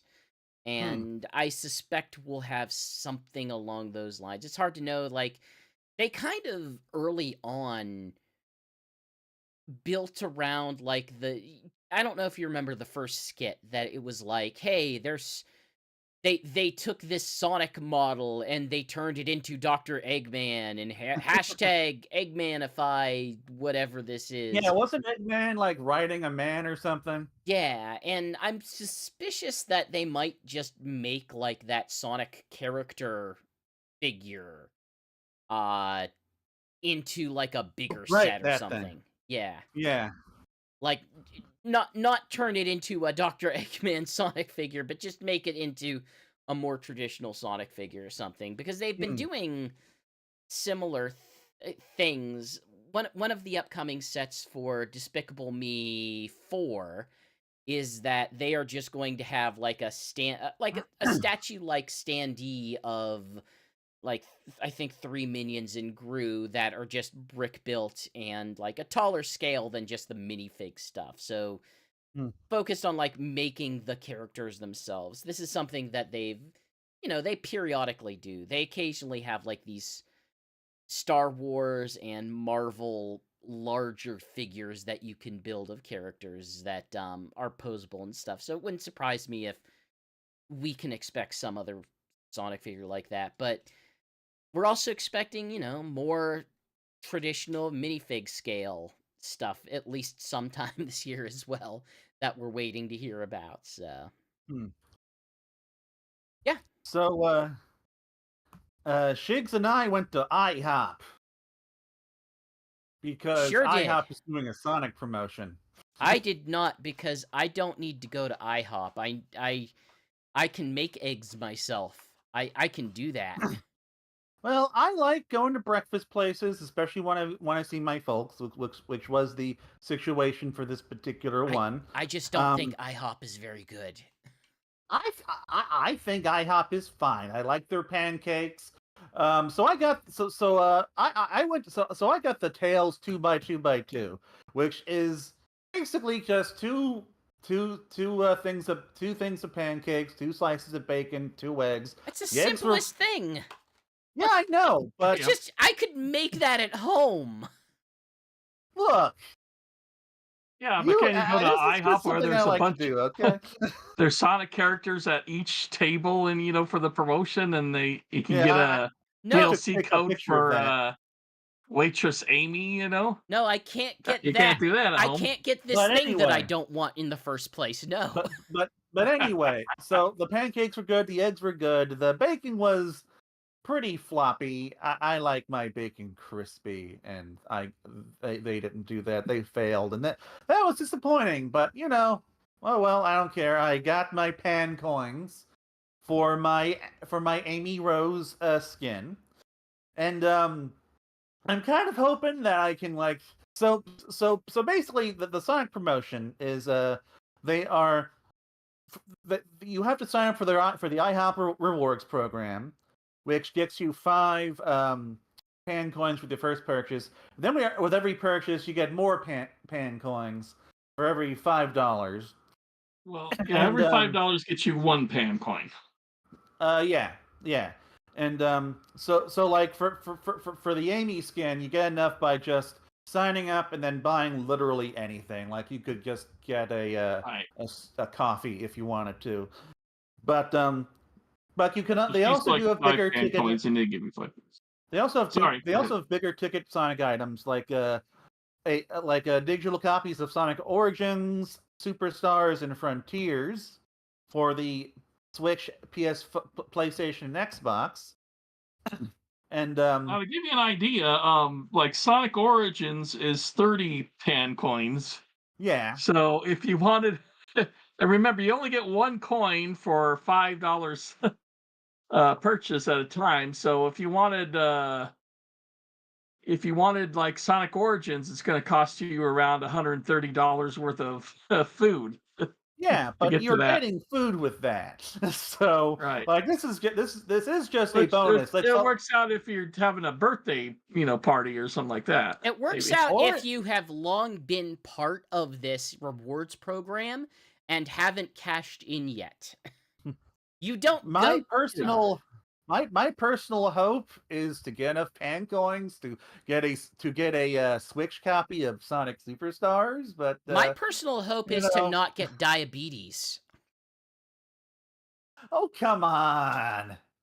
Look, we should mention the other specials that besides the Tails 2x2 that are going on with this promotion. So you also got the Sonic's Blueberry special, which is it's blueberry pancakes.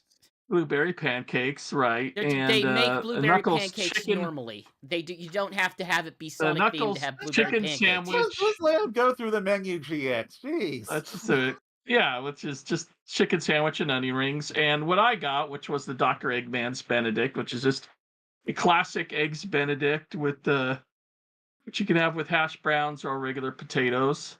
And that was Now, my did it first time have having an eggs Benedict, and I'm probably not going to have another one because I didn't really care for it that much. now my Um, question is, did it have a long mustache hair in it? no, it did not. Well, how do we know this is The the other one Dr. is Eggman's Benedict?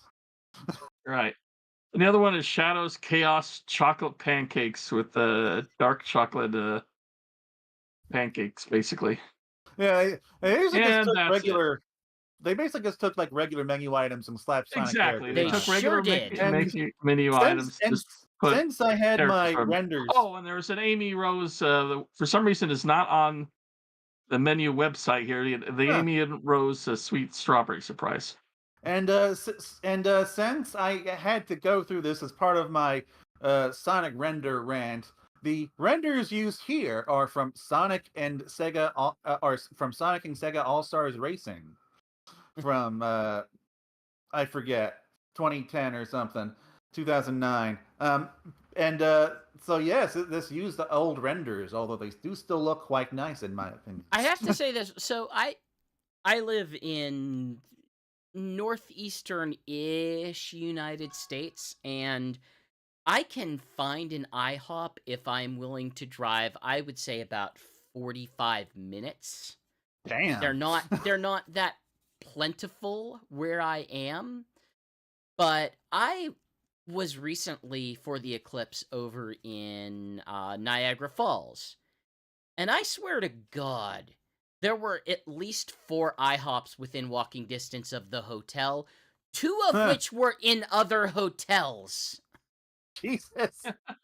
Well, IHOPs do tend to be pretty common in those kinds of areas, but also like down here in Florida, like I, there are multiple IHOPs in my area, so not Okay. all that surprising. We So are I have not. we're Cracker Barrel territory, I guess. We don't even have a Waffle House within reasonable distance. Crackerville.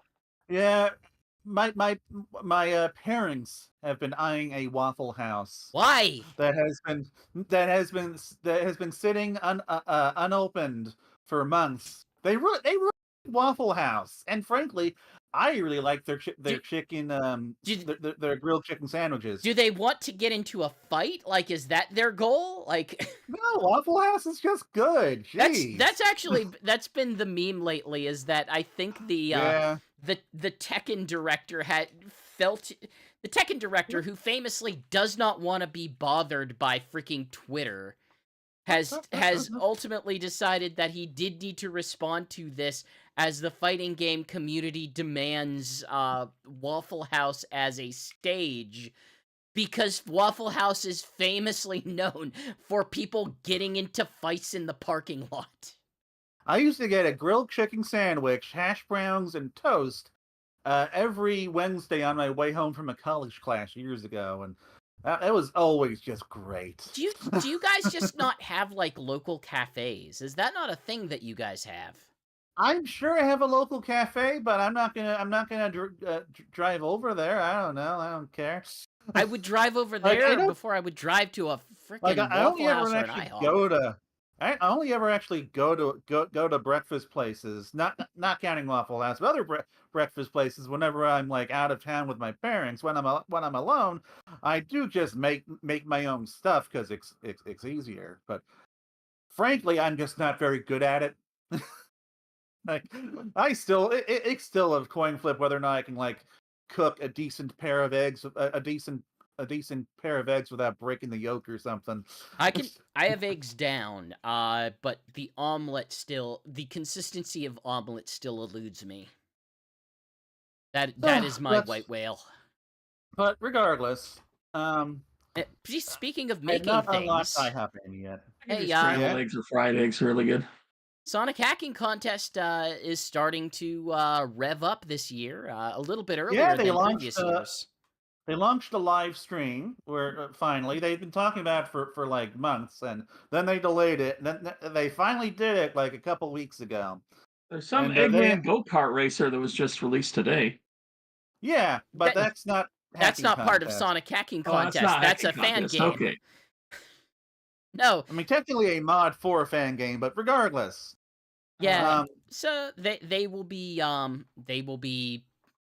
accepting stuff this year. I think there's a little bit of a different structure this year than previous. yeah, they used to have a contest category and an expo category, and they've decided to just eliminate the expo category altogether, which is good because they would still give prizes to the expo, so it was technically still a contest. Oh no, I know it's because the expo the expo quality was tend to be pretty low. And frankly, like there could be some really damn good things in the expo sometimes as well, and I would just ignore them because I'm mostly focused on contests. But but they have shifted to judged and unjudged entries, and the quality control for the unjudged entries will now be a lot higher. The event will also run for 9 days instead of 7, which will be nice, since I usually struggle those for a few days to get to do coverage. Um, and overall, these improvements do seem like they should benefit the event. What I'm certainly happy. What are you hoping for as we sort of go into another season of that? I'm hoping for more 3D entries, especially for like Sonic Adventure 1 and 2, because those tend to be pretty easy to mod. I'm hoping for some more Sonic Generations entries, and I hope that we get some cool new mods for some of the more recent Sonic games, like Superstars and Origins especially. Those are the two that I want to see most, because I feel like Superstars had like a quick early push, but then dropped off immediately. And that might just speak to like how people feel about that game in general, but I feel like there's still a lot of room to do some cool stuff in general Especially Unity original modding. levels. Yeah, like Unity is a known engine that is, not entirely mod friendly, but can be modded. So yeah. Jason, what jumps out at what would be your thing that you would want out of the modding scene I'm right just now? really kind of tired of the Genesis mods, over the years, because I like it, but it's become such the standard that I really enjoy when they break out, of that. I'd like to see maybe some DS, mods of like maybe Sonic Rush or Okay, that would be the cool. Colors Be DS. cool, but that I don't know if that's well dissected enough to do that. I don't know. What I would love to see is mods for the Dreamcast versions of Sonic Adventure 1 and 2. Oh, you mean maybe the they PC can do that and versions? make a Dreamcast The version of it. Dreamcast versions. Oh, you mean the superior PC versions that everyone loves. I want to play these mods on a Dreamcast. That's what I want to do. I don't know what the kind of scene is like for that, so I can't comment on how feasible that is. I just want to see, like, hey, give me reasons to feel a little bit better about Superstars. Give me weird stuff to do in Origins. Like, make Origins freaking weird. That's what I want. Give me Real Shadow. I think someone actually did already do that, but regardless, give me Real Shadow, and I don't know, classic. Some nice classic Superstar VR. skins would be great. I have a counter to that. Instead of giving you Real Shadow, put every other character in a Shadow onesie. Tails in one, Knuckles in one. How about you stick Shadow Trip. in a Sonic onesie? Put Eggman in a Shadow onesie and a Sonic onesie. Give me multiple Put options. Shadow in a vanilla onesie. Oh, that seems weird to me. Like that, I felt like I was just having fun, and then you had to take it in a real weird place. I don't know. The internet has a weird relationship with vanilla, so. Oh, Cream's mom. Yeah. Okay. I don't know. Maybe it's more me than you, but I personally just don't just don't think about that, because I understand that people sexualize all of the female-looking animals. So, you know, the weird part of like at least just Vanilla's an adult. the I would say in terms of like mythology of the series though, it's weird that she's the only canonical parent. Yeah. Like I was nobody thinking else about seems that to just a couple just yesterday. not even like we don't even have a parent for Dr. Eggman, the person who has the most elaborate family As a tree that we grandpa, can. at least. But like We nobody only else. recently learned that, like, Gerald had 2 kids, which, I mean, okay, makes sense, I guess, but they've never talked about it before. I don't know. I think we need action if they're gonna build stories around the series needs to have actual backgrounds to characters. Nope, all characters just have to have spawned out of the ether. They are ageless and timeless. We don't need to know where they came from. I can also accept that as an answer. No, I hate that. I was joking. Shut up. Now I want it. So yeah, the next They're all one's teenagers who just live on their own somehow. And speaking of ageless. maybe and- that's the age of people go out and on their own in that world or something. In what will be a continuous theme over this entire week, Paramount says a bunch of stuff that sounds important but doesn't actually mean anything. Well, okay. They said that they want the Sonic movies to be Avengers-like events. At least that one Paramount doesn't producer have did. Avengers money. Toby Asher. Paramount is Yeah, but- constantly in financial trouble. Like, they can't Well, make you an know what? Avengers scale movie. You know what? Eventually, Well, either Avengers Skydance or events for the Sony is gonna 10-year-olds, buy 'em, basically. and then they'll have the money. No, they won't. They need more than just that. They can't save their freaking studio simply by making Sonic movies and maybe a Transformers movie every once in a while. Apparently Sony is in Well, they're also making Star Trek movies again. They are, but also wonder how that will work out. Apparently Sony is About 5 dozen Star Trek TV series. Yeah. Apparently Sony is perhaps contemplating buying them. Like that would They're be exploring weird. buying them with another company. They But are. the most likely option is Skydance, Yeah. because like they're the only one. They're like in exclusive talks with them. It's Yeah. just that the investors aren't hot about it. I think they're like not getting enough money or some nonsense. But I don't know. Hopefully that won't matter. And if All they're those- gonna have to sell, they'll sell the Skydance. All those great memorable Paramount franchises. There's Star Trek and Transformers. Star Trek. and Well, they don't Sonic. own Transformers. They just have the Transformers movie rights. And they have Star Trek and I think they made a SpongeBob. Power Rangers movie once. Oh yeah, I got SpongeBob. The I got SpongeBob movie. franchise. Yeah, it's out. Look, I have a low opinion of Paramount. This is a running theme in this series, but The yeah, Rugrats. they said they want. Are you kidding me? They're already delisting that latest Rugrats series that they just put out, the CG one. That's leaving Paramount Plus because they probably can't afford to keep it up there because the streaming world is a nightmare. I think they're selling it. I think they're selling it to someone. At least that's my theory.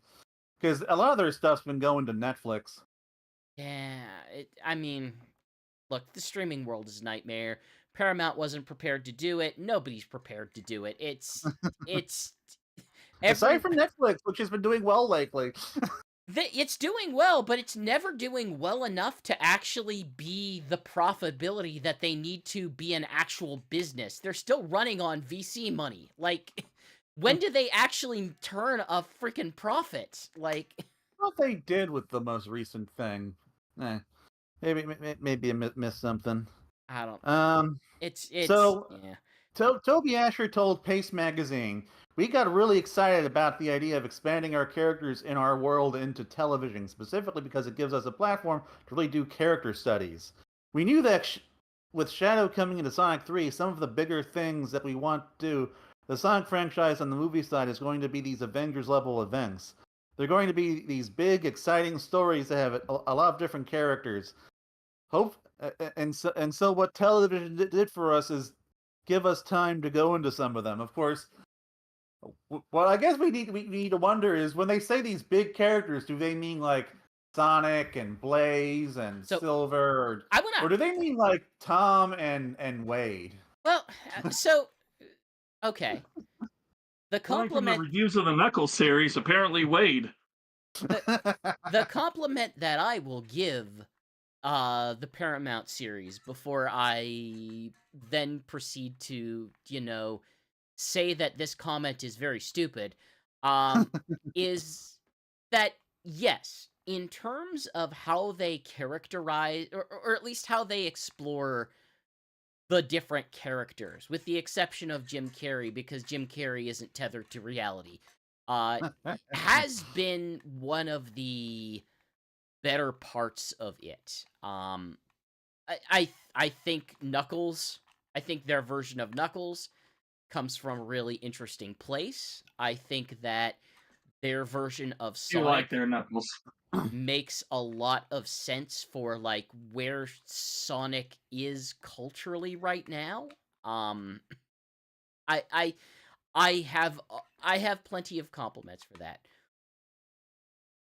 But also they're freaking crazy. They put out 2 movies. They put out 2 movies that did pretty reasonably well. Super Mario still, of course, ate their lunch because it's Super Mario. Yeah, it made $1 billion.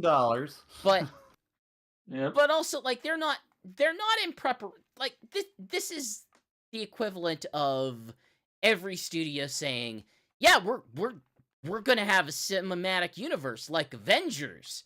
You know how much money Avengers made? We're going to be like the Avengers." And then everything falls apart because you've focused too much on building the cinematic universe and not doing what the original Marvel movies did, which was like, we need to build these characters up individually before we start worrying too much about how they can interact with each other. Well, I think the thing about the Sonic movies is that they're the not direction that doing they're it going. individually because Knuckles is having his own individual adventure here. The thing about the Sonic movies is that I don't think we need the Tails movie, to be honest. I mean, Tails should have just had Sonic 2, but no. But like the thing is, the Sonic movies are building things up relatively slowly. Like, there's 2 of them. Yes, and they've only introduced a couple characters. It's not like Batman v Superman where they try to like jump straight into Justice League in like 3 movies. It's more on the lines of MonsterVerse, where like with each movie you expand things a little more. You have like a little side project. And it's worked out pretty well for MonsterVerse, and get more into the lore, of how things are working out. And I think so far it's working out well, relatively well for Sonic. Although we'll see where the next couple of productions take it. I think my concern of this is just this feels like a statement of over ambition. Whenever I have a lot of skepticism that the marketplace can very easily be saturated with Sonic movie content. Like, obviously they probably wanted to release Knuckles last year. I think they said as much. But that was the plan. I don't think that they can just ride this wave forever. I think people are going to, I don't have absolute faith that Sonic 3 is going to be as big as Sonic 2. It might be. I'm not saying that it a lot of stars are lining for it, but there's always that risk that the reviews are terrible, and then like Mufasa eats its lunch or something. Oh God, no! I don't think Mufasa's going to do that great. Then again, though, they shocked me Like, with that Lion King it live is a action. Actually, prequel to a did made billion-dollar money. movie. Yeah, that first one did Yeah. well. People seem to like it, despite I know. even I reviewers have no idea why. even people being sort of jaded by their whole live action version of cartoon effort. Like, people still seem to like that Lion King one. So I don't know. I'm wary of, like, it's the kind of thing where it sounds like, hey, investors, we want to have an Avengers. And anytime I hear that Avengers comparison, it's like, this is a message to investors. It's not a message to the audience. It's a message to, hey, give us money, please, because we have something that's doing well, and we think we can make it massive if you give us a lot of money. And I just know a Sonic movie with that is done well and has an Avengers level scope is going to be very expensive, because these are all CG characters, because y'all had to do this as a live action thing instead of just a cartoon. it sounds like they weren't even willing Well, to at the spring for too movies, much CG in everything's the Knuckles CG series. now. So The question is, will Shadow end up at the WWE Survivor Series in November Oh, Christ for their almighty. promotion, I do like think Knuckles did at we'll be getting a NXT? Shadow spinoff. I don't know about you guys, but it's 2024, and despite what Sega wants me to believe, I am very afraid. Are you very The afraid? fearless year of No, it's the fearless year of Shadow, GX. We have nothing to be afraid of. I have a US election to be afraid of. Okay, there is that, but hopefully it'll all work out like it did in 2020.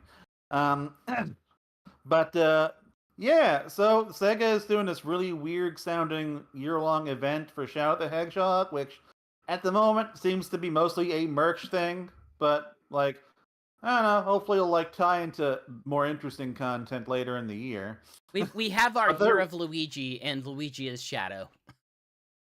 Yes, and unlike Luigi, Shadow isn't afraid because he's too cool for that. Shadow is way cooler than Luigi. Shadow is not Remember way that. cooler than Luigi. Yes, he is. He is a billion times cooler than Luigi.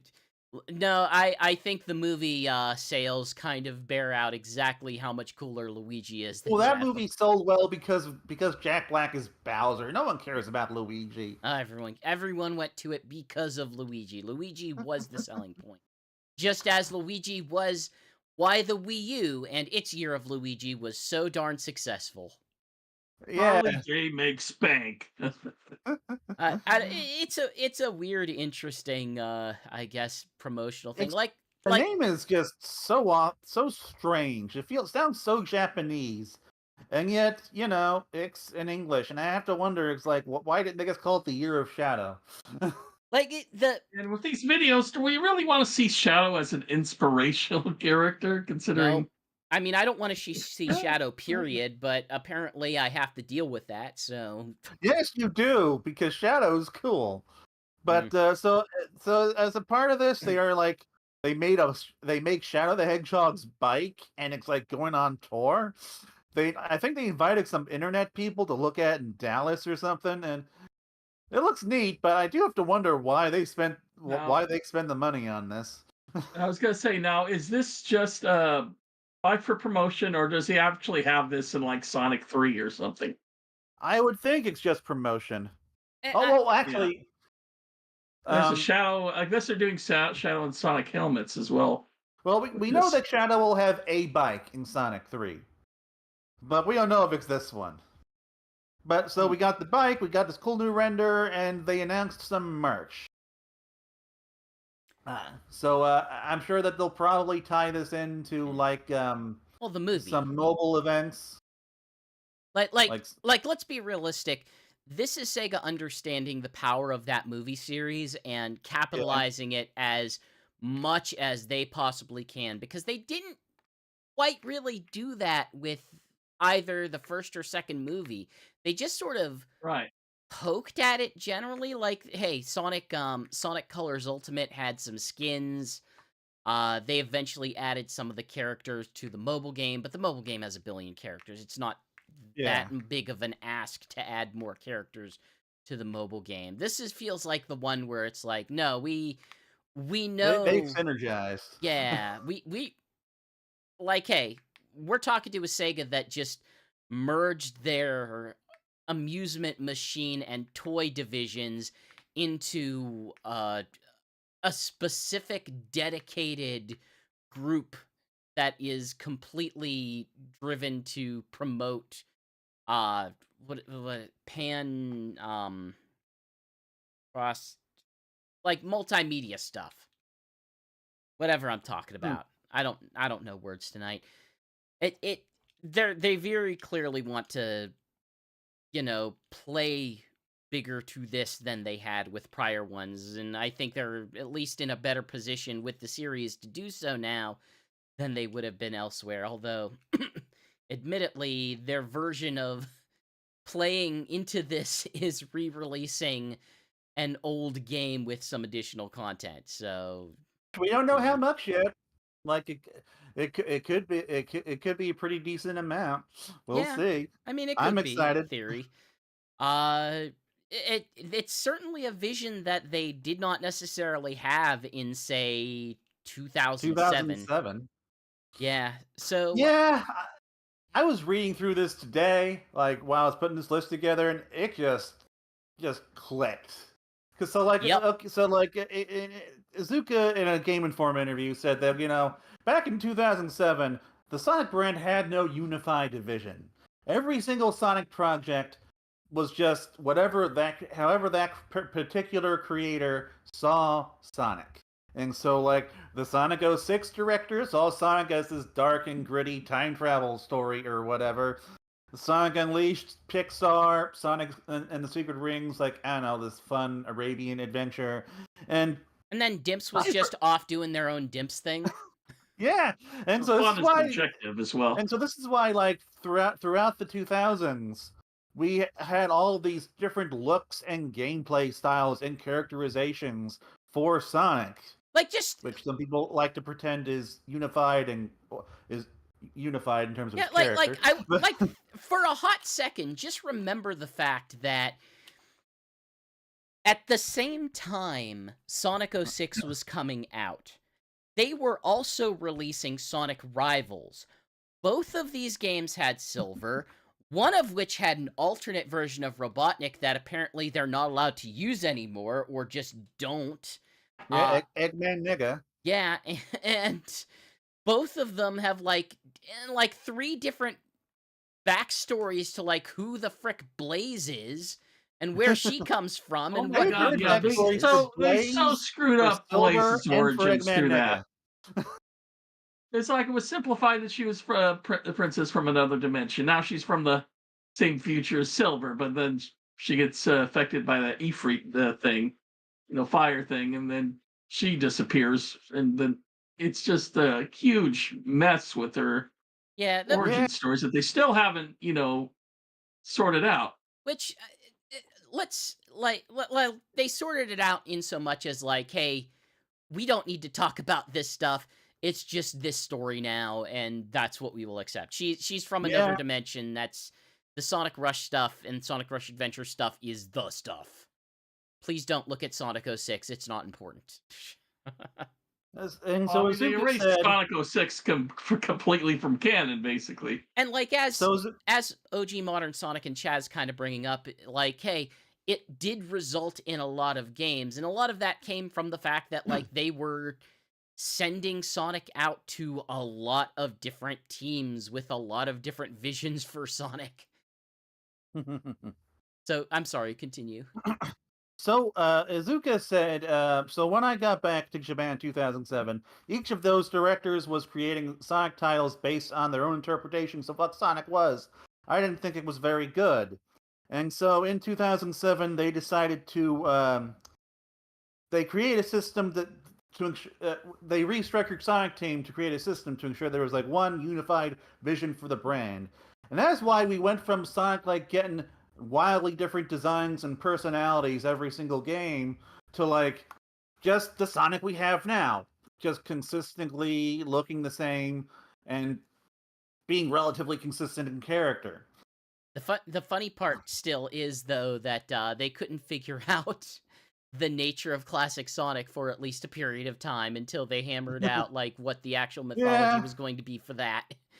But regardless, yeah, I would say at least right now in the even That more period, it so. seems like they also forgot what Sonic was. Back Now, in the Genesis days, they just kind of lost their way. I mean, I now would I've been argue they very still open don't, about but Now, I've been very open about my belief that I think Sega needs to be a little looser with their brand now that they've established everything. But one thing I said on Twitter like a week ago when I was whining about those renders is that Sonic fans seem to basically hate that Sonic is just treated like a brand now with with a consistent look and consistent design language and all that stuff.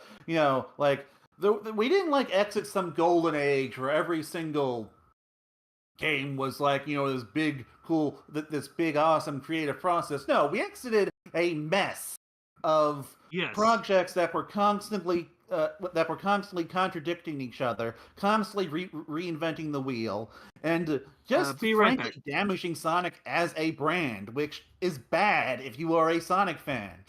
like like the reason why Sonic has the reputation it does is not because of look, it's not because of Sonic Colors, it's not because of Sonic Lost World, it's not even because of Sonic Forces.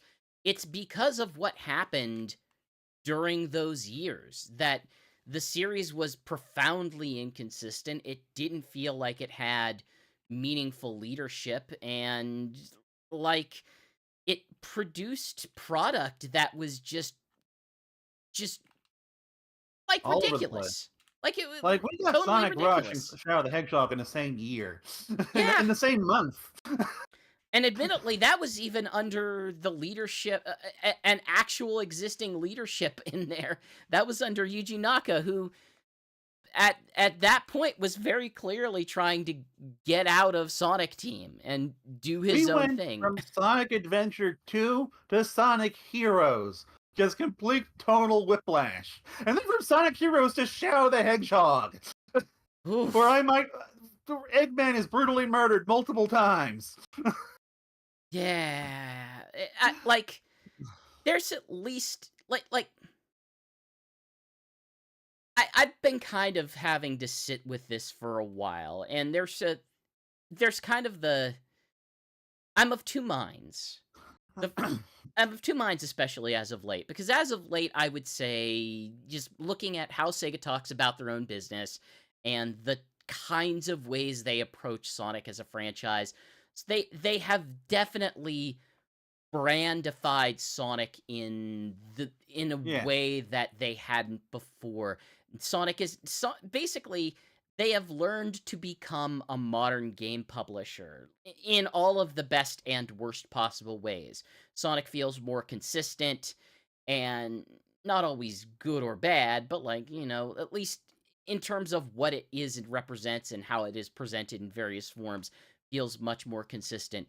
It feels more sellable to other companies, and it by and large just feels like they have a vision of what they want it to do, what they want to do with it, in so much as they are willing to delay a game if it may not necessarily fit that vision. Yeah. uh Now, I will say but it that comes with the unfortunate downside that I kind of do miss a weird scrappiness prior to that in like the the Forces and prior games, where it did feel like, okay, we're gonna try this weird other thing, and then we'll try like a special ability thing in this one, and just kind of see where that goes. Now admittedly, part of this is just we've only had Frontiers and Superstars since then, and Superstars is just it's going for an existing identity. hmm, But I don't know. I don't know. I will say I do miss weirder Sonic, we'll say. I will say that now that the brand has been so consistent for so long, I think it would be good for them to be more willing to branch out with some new visual styles and specific projects. Like let projects be a little more of their own vision. Let something Yeah. maybe be more cell shaded or something. Let and also in addition to that, of course, being a little less loose with how they treat different continuities and different characters that they have ownership to, but do not fit their current design vision. I think they Yeah, would like I said, benefit from being looser now. I will say, like a lot of it was far from great, but at least there was a sense of experimentation at that time that they can do. Like with Sonic and the Secret Rings, the having that behind the camera and doing the boost kind of some of those elements, went on to Unleashed, Secret when Rings we really got did feel started like getting a the boost gameplay a prototype little for bit. Unleashed. And that led to experiments like, the Fairy Tale Sonic and the Black Knight and those kind of things. And it wasn't always good, and probably most of it wasn't good, but at least you were getting it felt like you're getting a different experience with vastly with each game. The I problem mean, I don't is know. I'm good with the them. problem is but most of it just wasn't didn't have a good quality to it. Well, that's Yeah, It I had that. am good with variety, them no but not longer releasing quality. half-baked experiments anymore. Well, yeah, If I'm Yeah, being honest. yeah. Well, like that's the double-sided half-baked sword. You want experiment it's is a good difficult. way to put it, I Yeah, guess. it's difficult to both keep to the asinine schedule that they are apparently on, combined with like how do you both experiment, do as much polish as absolutely necessary, and you know like that goes in the face of getting to actually refine a structure over iterative entries, Right. like to get to the point where we are today. That took several games to actually accomplish that. Like, it took sort of ups and downs to figure out what you do and don't want to do through an Unleashed, a Colors, Forces, Generations. Like, it's not like the straightest line to get there, but it's kind of at least how we got here, we'll say. I think for Hmm. me, it's just more like Sonic feels more corporate now than he ever has in the past. Whereas, not but just like a year or two ago, I was playing weird mobile crossovers with I don't know, their Fist of the North Star nonsense and the stupid cookie game and some weird idle clicker thing. Whereas now it just feels like, oh, Sonic's a little bit of a bigger brand. We can go to bigger and more important collaborations like IHOP and Ragnarok Online. So I don't know where I'm going with this. It feels Ragnarok Online seems such a weird one. something tonally just feels different to me. It might just be vibes in my head, but it does to me. There's something a little bit more corporate about the nature of the series right now, but I don't know. Well, we'll see. Now, we do have a pair of Sonic 3 uh, news items. We do, we do. Yeah, yeah. We kind of do. One of them is something that we don't have, which is a trailer. Some people got a trailer. We did not get a trailer. At CinemaCon, Yeah. and they're going to release it publicly eventually, but for now we have this really nice description from Discussing Film, which is too long for me to read verbatim, but I do want to read just some bits from it. Okay, so it opens with Dr. Robotnik, and who has been getting very fat on binging carbohydrates. He's apparently depressed or something. But he seems like Jim Carrey finally got his fat suit. And Agent Stone comes in and says, "We found him," and then Stone presents Robotnik, with one of Sonic's blue electric quills, and then Robotnik licks it and tweaks out. So he's still doing that, apparently. He yells, "Let's do it," to Stone's face, and then they have a montage of him getting his hair cut, and apparently he has a game-accurate mustache now, so I guess he looks like Dr. Eggman, at least some iteration of him. Like, but, Robotnik has an entire gang of henchmen now, armed with laser guns, and they wake up Shadow from a cryo tube. And we get to hear, like, maybe slight grunting from Shadow, but we do not get to hear his, well, obviously we don't get to hear his voice at all because we don't get the trailer, but they do not reveal his voice. His voice and his voice actor are still an absolute mystery that we know absolutely nothing about. Yes, at least at this point. And so Sonic, Tails, and Shadow fight. Sonic, Tails, and Knuckles fight Shadow in the middle of a huge city, which some people described as New York City.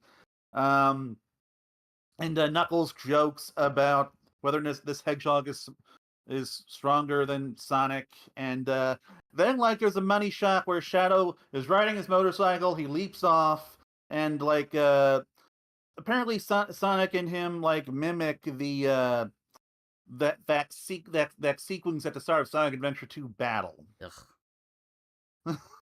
That's a little on the nose, honestly, if they actually do that. We need more stuff like that. We frickin' no, that's not, no. That is an Easter egg that is bad. That is a frickin' pandering Easter egg. That is going out of your way to make a thing happen. At least until the trailer is out, I will at least assume that they made it a natural part of their battle or something.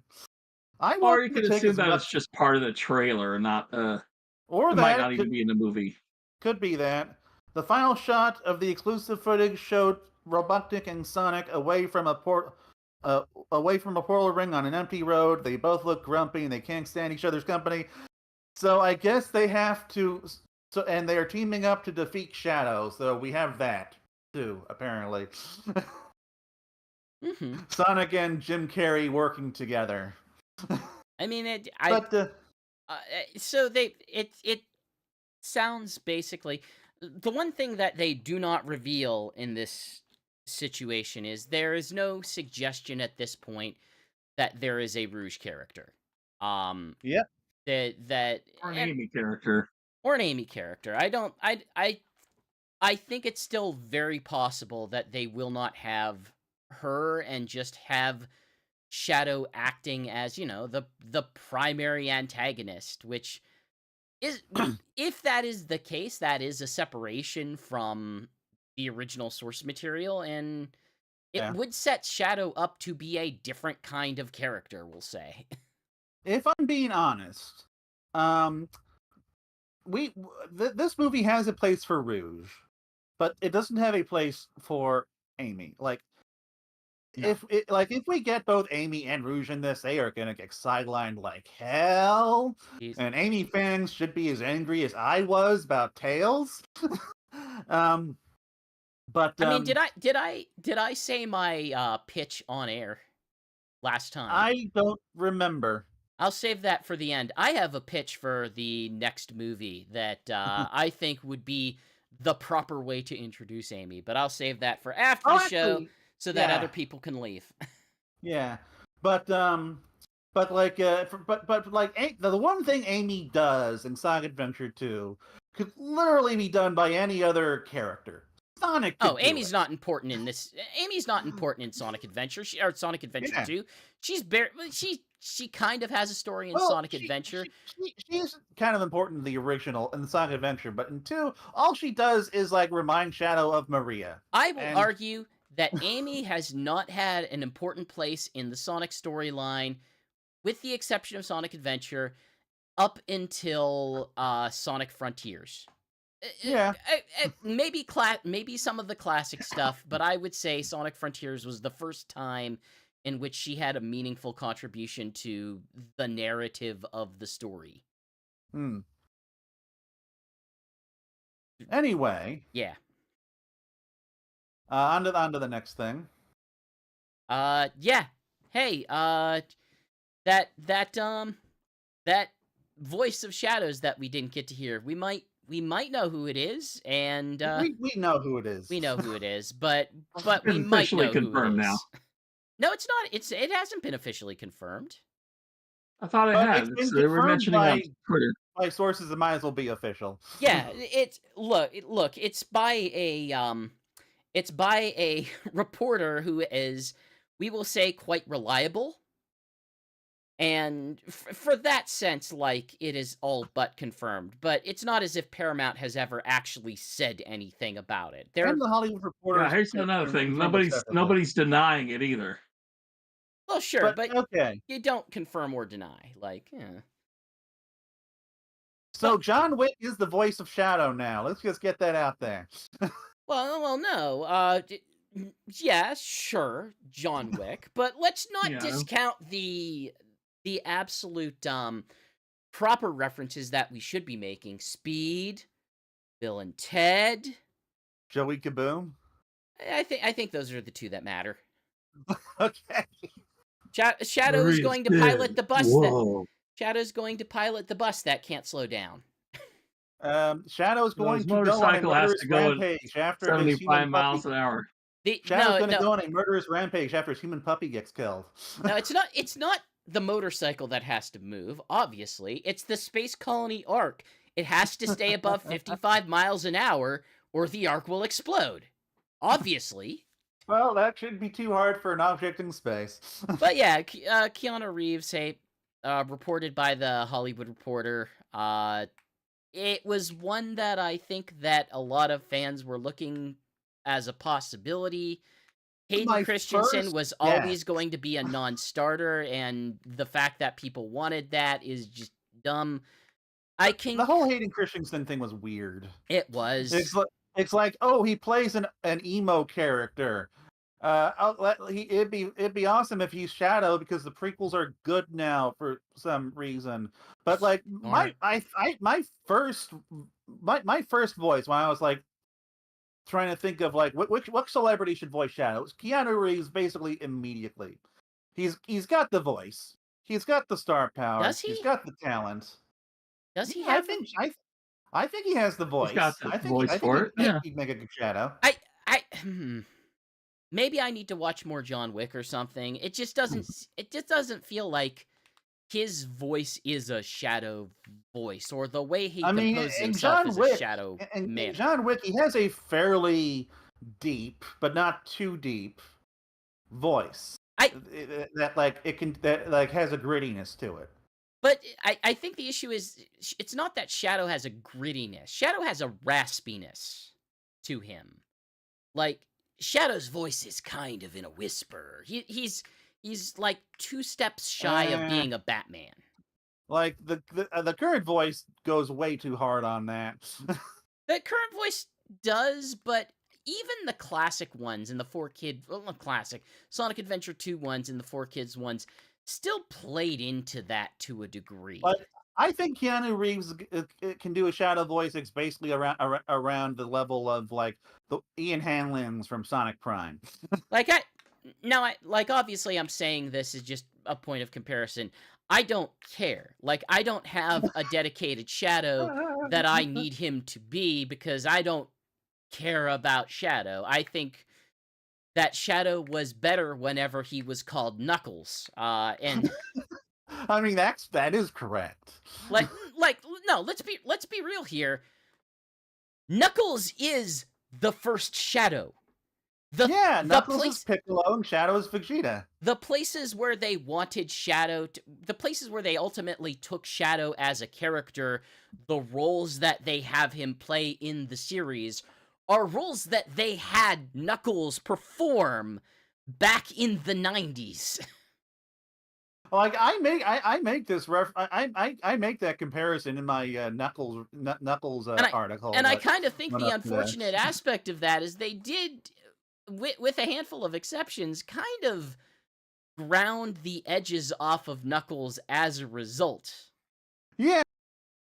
I call that the streamlining age in my Knuckles retrospective article. And my God, you are correct in maybe making the Piccolo comparison. Oh God, Sonic's gonna have a child and Knuckles is going to raise him. Perfect. ship it. So yeah. So Shigs, what's your thinking on Keanu? I think it's a perfect casting in my opinion. All I right. think he's got that kind of wrestling voice too. I Like it's exactly what you were saying. I mean, it on my list of people for voicing Shadow, he was always near the top. Like So I can easily see that. for me it was like regular, like an actual voice actor, which we were not gonna get, and then was Keanu Reeves, and that was like it. Oh, and like maybe one of the game voice actors, I guess, aside from the current one. Like that was my tier list basically. Real voice actor, Keanu Reeves, game voice. It still amazed we got Colleen O'Shaughnessy's Tales, but I think that's because a lack of It's foresight because in they didn't care about the Tails. first movie. Yeah, they didn't care about enough about him in the first one that they just decided, okay, we'll use the regular cartoon voice actor, which is a good thing. I'm not saying that's a bad thing In in any any way. case, okay. hopefully we'll be getting this I like to announcement see more officially voice soon. actors in movies over regular So movie actors anyway. if we are getting very affordable actors for these roles, how do we get Nicolas Cage to voice Silver in the next movie? I don't know, like offer him a new house or something. Just offer him to pay off slightly more of his weird pyramid debt or whatever it is. His weird mausoleum debt. I don't know. It seems fine. Hey, stray rats, which you have typed in here as stray cats, but it's actually stray rats. They are a clothing line, I believe, based in New York, who make small things of clothing and sell them for rather expensive prices. They're just, Yeah, they're like they're not a pop-up boutique, but like they're a online boutique type shop. They're I doing just know another. it looks. Yeah, Their good. stuff looks weird. They have the best part of everything that they've ever done is that they have real weird commercials that they make for it that they post on Instagram, and I have to check their Instagram to see if they have yet another. I don't think they do, but my god, I wish they would, because they make some weird stuff. I However, just know one of their shirts is basically just Big the Cat standing between two ladies in swimsuits yeah, in that pool area behind the hotel. I mean they took a screenshot and put it on a shirt. So, yeah. Yeah, they have some stuff. They have some new clothes. A lot of it's based around sort of Sonic Adventure specifically. Some of it has, a little bit of like low poly classic stuff. But it looks like, hey, this is the kind of stuff you would get at a boutique. It's a combination of new, fresh art or obscure art and just applied in weird ways, and being on a piece of clothing that is going to cost more than you will want to pay for it. Yep. Because why I'm never touching it. Yeah.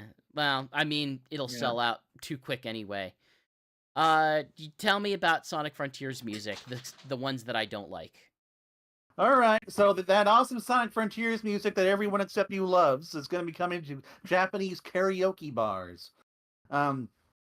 Specifically, you will be able to. To the other side. Specifically, you'll be able to do the very loud screamo songs, like "Find Your Flame" and "Undefeatable" and "Break Through It All." That's what they were doing at the Sonic Symphony last March, which is something I forgot to talk about in the notes. I did go to Sonic Symphony. Oh, or didn't you know what? I might have mentioned that in the last podcast. Yeah. But it's just like another piece of evidence of how Sonic Frontiers is just like really making its way through Japanese culture in a way previous Sonic games hadn't. Yeah, it's something. Something. Oh, sorry. So, God damn it. So, I lost my show notes. jumping back to the mobile games. Hey, we're getting more characters in Sonic Forces and Sonic Dash. Some people are very excited about them, and I'm one of them. So, We're series getting Knuckles movie is coming. Knuckles with the hat from the series. Yeah, yeah. And as I understand, series Knuckles, this is like a one-time event for him. If you want him, this is when you get it. Although they usually do offer these characters in like extra missions after the fact, so you'll probably have a few weeks to get him. But yeah, but this is something being done specifically to uh promote the show, and it looks pretty cool. It's more than I was expecting. I was just kind of figuring that they were going to rerun the regular movie Knuckles Isn't Challenger event, isn't but one of his attacks like riding on the motorcycle? I think it is. Yes. It- but I think, but beyond that, oh, actually, you don't. He My, really my is images Shadow aren't even Light, isn't here. he? Yeah. No. Shadow is him. We'll say. Oh my God, they're both gonna ride motorcycles in the Paramount universe. I'm just realizing Yeah, that's that. what I was saying. Shadow's just Anyway, Knuckles. Shadow well, is just Knuckles, except worse. yes, yes. Although that explains why I like him. Not as much as Knuckles, but I like him. And we're also getting Drummer Cream, which is just like completing their But oh my trio god, of wait. girl band characters. But Blaze is also Knuckles. Why is everyone Knuckles? There is only one Because character archetype in this. because them emeralds need protecting, and I guess like that's just a very easy plot to write. I don't know. But unfortunately, Jet is just worse Sonic. Quite literally, because his original voice I'd actor say was also Jason Griffith. Yes, doing a worse Sonic voice. Doing the worst possible voice he could make out of a human throat. I'm gonna destroy you, Sonic. Anyway, I the one consider him I'm more most of a excited sports for rival than anything. is Metal Sonic Mach 3.0, which has oddly enough been kind of slowly coming into prominence, even though he's only appeared in like Sonic Rivals 2, I think. People have kind of presented this as like, oh, Sega remembers Sonic Rivals, and to be clear to everyone, Sega has never forgotten any of their games. I can promise you Sega has not forgotten any of their games. However, not all of their games line up with what they're interested in doing with the series, and I can tell you, the mobile game adding a skin does not mean they are planning or changing their policy in regard to that. Yeah, that's true. Regardless, and I think this character is also notable for like being Shades, not Shades, the good Metal Sonic from Archie Sonic, whose name I'm blanking Shard. on. Shard's final design. Yeah. Like it's meant to be like his version is the reformed version of that, but like Yeah, it's not as if that is that actual character. but I just like how this Metal Sonic looks. That's why I'm looking forward to it. It's fine. I like the original Metal Sonic. The original, like, this just feels over designed. Like the classic Metal Sonic is racing just stripes. yeah. It's just there's a cleanness to that original Metal Sonic design, the one from the original CD that went on to be the Metal Sonic. So, but yeah. I'm gonna shift some things around and talk about Frontiers again. And hey, guess what? They're gonna make another Sonic. They're gonna make another game in the style of Sonic Frontiers. You just surely.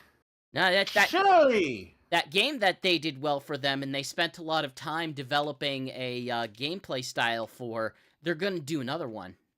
I am aghast with surprise, dear sir.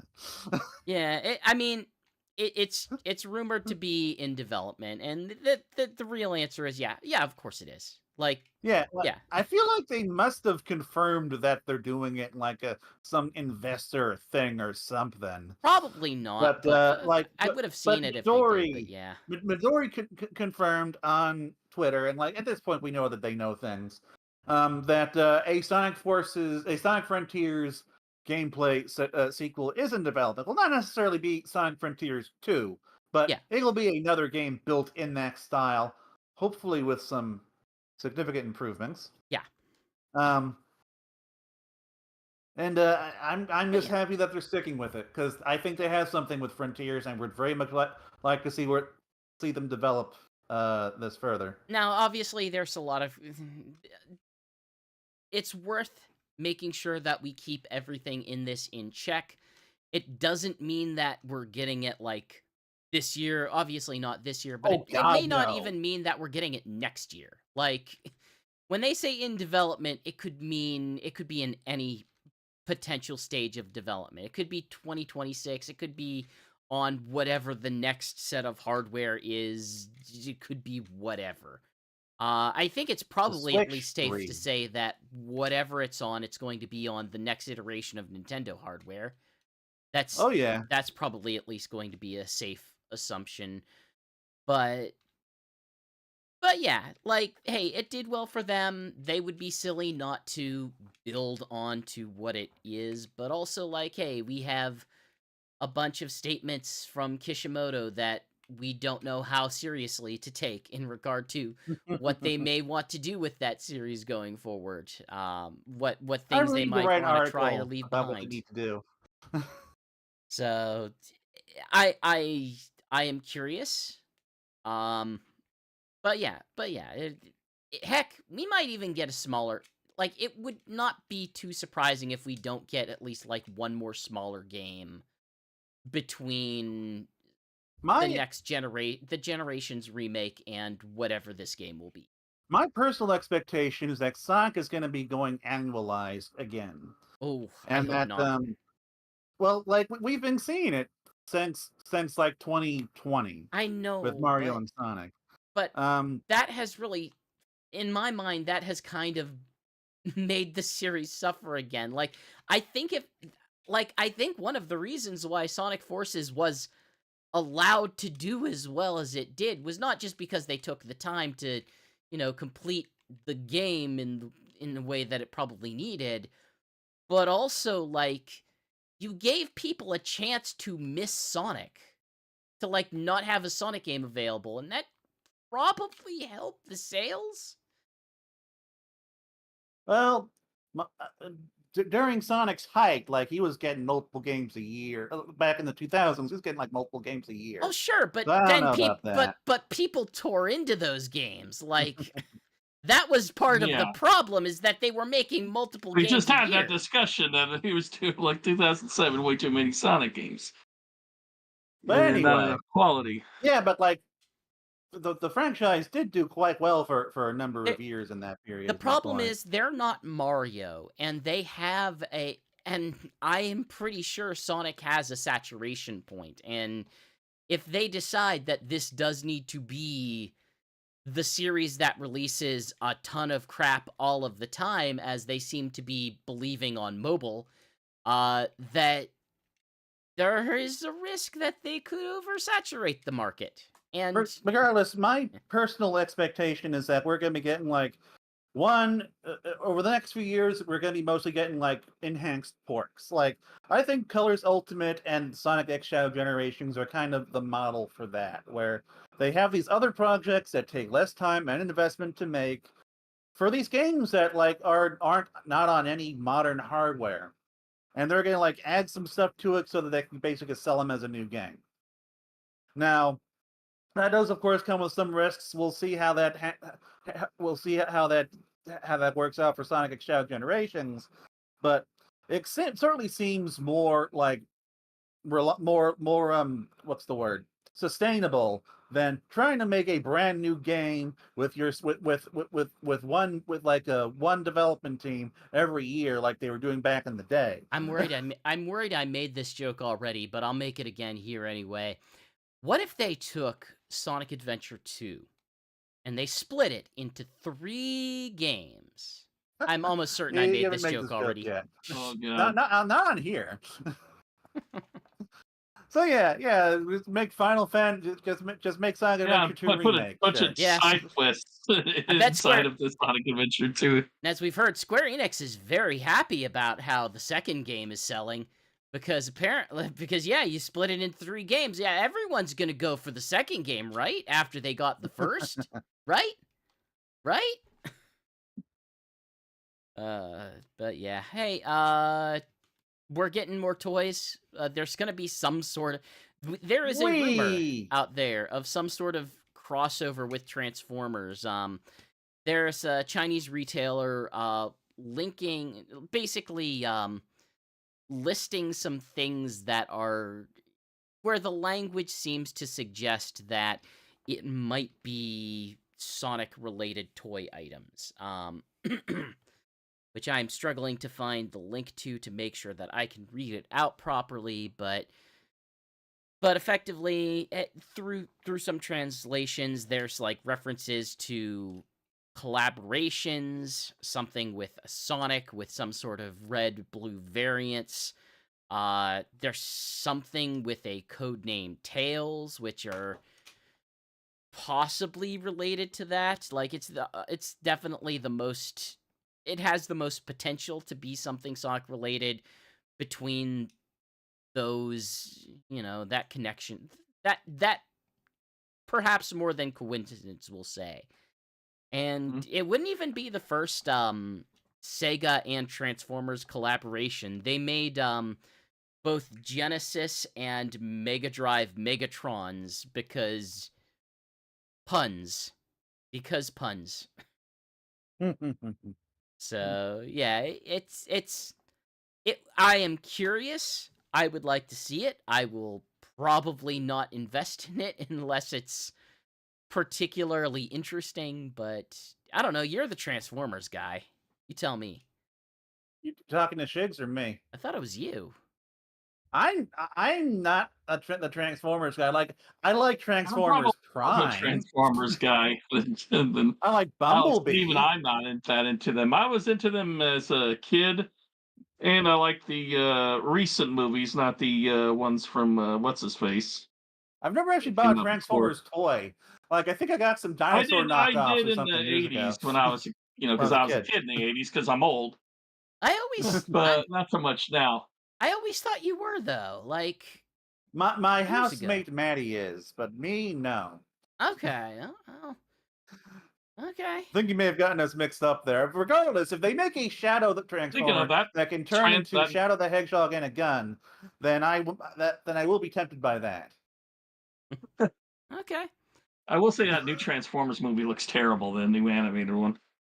I thought that I think that for a kids movie, you can't always judge them by their trailers. Hey! I have an important thing to say. Paramount is bad at family movies. They are very bad at family movies. Shut up! They are still bad at family movies. And you see that? You see the trailer for the They are Wild a bad Robot, studio. which comes out a week later now, which originally was going to be the same date, and that movie looks 10 times better than the Transformers one, and that's an animated movie for kids. I don't know. Look. My feelings on Paramount are well established. So there are kids movies that will be marketed like proper adult flicks, and then there are kids movies like Transformers One. Will they highlight the most juvenile aspects of the movie that they can? That has been a thing that kids movie marketing has been doing for decades, and I've been fooled more than once by that. A fart joke somewhere. I don't know. This is still the studio that thought that they really need to bring us a live action Dora the Explorer and make it not preschool oriented. So. Didn't that do decently with critics? I seem to remember that. I don't remember. I never saw it because it's Dora the Explorer, but I think it did bomb horribly though, even if it did do good with critics. No kidding. A Paramount family movie bombed, but they're such a successful film studio. They have Star Trek, damn it. That might be all they have. Sonic and Paw Patrol, and that's pretty much their only success. Yeah. But hopefully they will find success taking a lot from Sonic Adventure 2. Yeah. So this is from the same guy who said the last quote. That didn't mean anything before and still doesn't mean anything now. But he said probably the most exciting thing we've done with the franchise. Let's see. I'm trying to find the exact quote. It's going to be this giant, fun, incredible movie that obviously takes a lot from Sonic Adventure 2 and some of the games that I know the core Sonic team grew up loving. Wow, that is a nothing quote. Dread. Yeah. Dread and I butt heads on a semi-regular basis over the idea of what is and is not news. Now, I will say I come from a broader space where the people I follow are more generalized games reporters who would not touch a nothing statement with the 10-foot pole. But Right. that is because I'm not like a specialty, like, hey, I'm in a fandom and I need to be reporting like it's fandom thing. And this is one of the things that I just knew to shut my frickin' mouth about, because this is the frickin' stupid nothingest statement of all. I hate to say this, GX, but sometimes you just gotta do this stuff for like the engagement. Like fans will take a quote, take it completely out of context. I can't do very. And you can either either ignore it or you can engage with it. And I don't know. I think engaging with it has been harmless. So I mean, I've written some of these articles. I can't fake engagement, man. I can't do it. Like I can't make myself pretend to care about something that I don't care about. And this is him just saying like, oh, we took a lot from Sonic Adventure 2. Like, yeah, no crap you did. You put Shadow in the movie. No S, of course. And we know that Maria's in it. Yeah. And we know that she's gonna get puppied. Which okay, now I am getting incensed about this, but like obviously Why are so much of the fan base excited about Maria being killed and everything? I Like don't they know, I think almost it's just a can't joke. wait with anticipated breath to see her shot to death. I'm It's gonna be a family movie, so they're probably gonna go a different way, like her getting left on the ark as it explodes or something. Shigs, she's definitely going to die, but it's going to be off screen. Oh yeah, they're not going to show. Because that's how it's been done in every single other iteration of this. Like Sonic X, Sonic Adventure 2, Shadow the Hedgehog, like hell, and the Sonic X dub, she didn't even die. Yeah, but like yeah, there's going to be two possible things though. that there's going to be like two possible fans that are going to be in here. It's either someone who authentically wants the series to be dark, which I would say look at the entire output of Paramount and tell me, what do you think they're going to do? The entire output of this Paramount series, the tone of everything that they released. Yep. And tell me, are they going to do some sort of turnabout where they suddenly become rather dark? I mean, technically, all of Knuckles' family seems to have died off screen, and well, sure, but also Sonic's mom, going to but like kill off Long Claw on screen. Yeah, but they didn't. And then they decided to make the movies that they made, where, Sonic has some sort of dance party in some sort of Eastern European country in order to befriend bargoers. Because OG modern Sonic, this will definitely not be a PG-13 movie. This will be a PG movie. And Maria is going to die off screen. We might not even get a gunshot. Just gonna imply her death. Yep. Yeah, like there's nothing that they've ever showed us at any point that suggests that they are going to be like that this is going to go for an audience more than the audience they have previously went with. Like, I understand like that's why I think some fans are authentically incited, because I think they just want it to become a more, we'll say, air quotes, mature vision of this live action movie thing than it's actually going to be, because we have evidence of what Paramount's going to be like. But I think, but yeah, also some of it is like the fake putting on airs of that same behavior. Say, basically, you're not going to get that Sonic 3 red trailer anytime soon.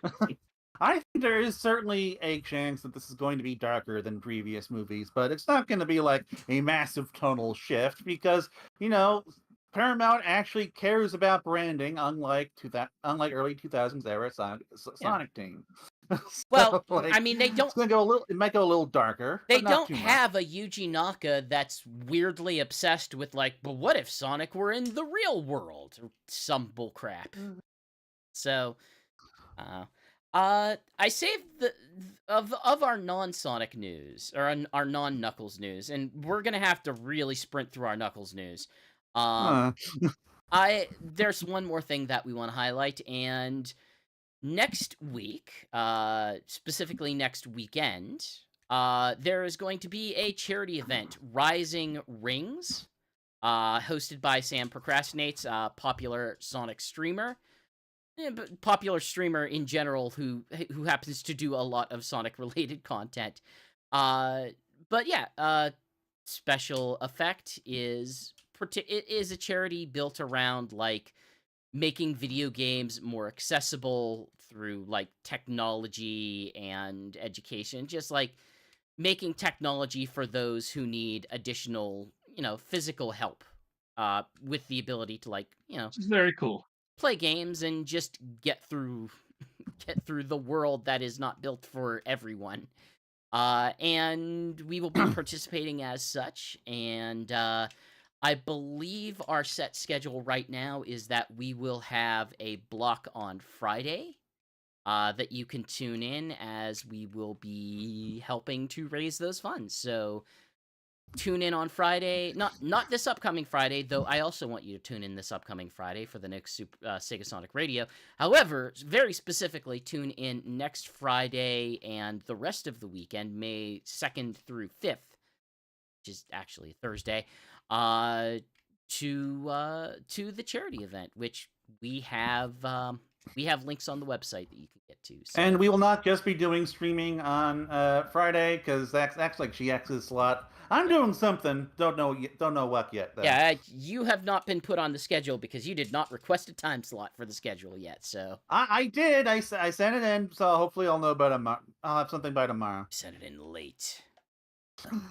Sorry, I've been busy writing articles chronicling the entire history of a red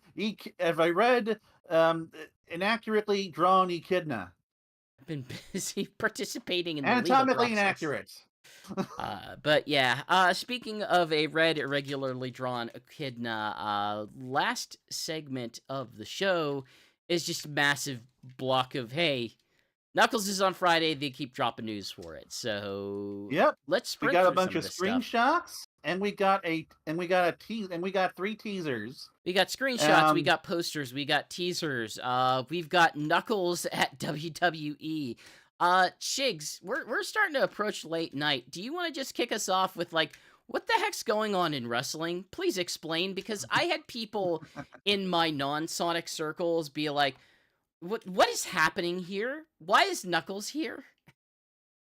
Okay, well, it should be noted that with the new Paul Levesque era of WWE, that the pay-per-views are more heavily advertised based than they have been in the past. The WWE WrestleMania ring had a Prime Energy drink logo in the middle of it, which they also have Logan Paul as the current U.S. champion, who's one of the heads of the Prime Energy and who can actually do pro wrestling very good. As I really don't like him as a human being, but I can't deny that he's a good pro wrestler and he's a good heel. He's good at doing the heel stuff. But anyway, yeah, they've been having a whole bunch of logos and advertising around the ring. And before WrestleMania was the latest NXT wrestling event, and NXT is WWE's kind of up and coming wrestler promotion, where that's the people who are there training up to be the next, big wrestlers get their start there. Pretty much all the top wrestlers in WWE right now started in NXT. But anyway, and the promotion for the NXT pay-per-view was Knuckles. And they had little segments in the back with Knuckles in it, and then they had a scene of Knuckles standing behind the commentators inside the audience promoting the watching them event, is just watching them in a big old Knuckles costume, which is they also had absurd thing branded I think I've punching seen machine. in WWE so far. So more or less absurd than that recent like Muppets promo. Because the Muppets promo was something. Yeah, that was a wild one. But Nick yeah, and Sheamus basically having the same hair and being related and stuff. it is just weird having the big-headed, almost chibi proportioned Knuckles. Like we're not in full Japanese mascot suit Sonic, which, you know, is different than American mascot suit Sonic for I love Knuckles, but Japanese suit Sonic. Japanese mascot suit Sonic is so freaking Japanese mascot suit. It's great. But yeah, they're promoting it. A lot of people found that to be very weird, but sure, why not? uh we're starting to actually get like real stuff on the series, which, I mean, obviously we're only a couple days around, but we've Right. got some screenshots. We've We got got to some see like reveal Wade's clips. family. Yeah, we've got like we're going to be spending a lot of time with Wade's family, and you know, like I'll put my cards on the table and Apparently say, a lot of time according to early yeah, reviews of the yeah, series. but yeah, it makes an We, amount of like it makes an amount of sense to me why you would I mean, do yeah, that and the type of story that you would tell. from a Uh, budgetary Because of the standpoint, at least. budget, yeah. I wasn't even gonna You say can't it. have a fully CGI character Like on screen at all times because that'd be too expensive. I wasn't even gonna say that, but like if you just consider like the earliest teasers that we got was like, hey, there's this other person that Wade lives with, which we eventually learned like it's his sister, who An is FBI wearing an agent. yeah, she's an FBI agent. He's like a small town, barely functional cop. And the idea is that, and like the original pitch was like, Knuckles teaches Wade the way of the warrior. Well, like, why would you do that? Well, you do that because he is the comic relief character who is pursuing, like, hey, I would like dignity. I would like to be further in the world than where I am right now. And that makes an amount of sense with like the kind of story that you would pair him with Knuckles for. And Yeah, yeah, it makes sense to me. Like, just I basic get it. storytelling. Like, it's Yeah. not what I want, obviously, but Oh. I get it. And I will say that the 3 clips we've gotten, they've all featured Knuckles, of course, but they've all looked fun. Like, one is like Sonic talking to Maddie as like about Knuckles, because Knuckles is having trouble like getting Adapting. used to his new Yeah. life, and he's trying to train the dog in the ways of the warrior on the roof. And The trailers are the only reason I'm willing to even watch this right now, so... and This podcast is the reason I'm watching it primarily. man, you two are no Although I fun. probably would have watched it regardless. I'm still And I'm still not sold on going to go see the third movie. And, like, must. trust me, there is no sway that either of you, or Dredd, or anyone else on the site, or any manner of peer pressure can just make me go see it if I do not think What it looks if good. we get invited to a premiere, but it's in Pennsylvania and only you can go. Oh well, sucks to be you guys. Well, okay, but so the second clip is Sonic and Knuckles having a talk up in Sonic's attic, and Sonic is kind of trying to, introduce him to the joys of Earth, like music and video games. He does a little Hatsune Miku dance, apparently. Like, I didn't get that reference, but other people did. And then for the final clip, we have just Knuckles fighting the buyer, and it's just a cool looking little action scene. Yeah. And so, like, from everything I've seen of the actual, like, in context clips, it looks decent. And going by the reviews, like reviewers by and large seem to like it about as much as they like the Sonic movies. Which is to It say, depends on the mixed thing. on the vaguely positive side. Like last I Yeah. checked, Rotten Tomatoes it's at 70%.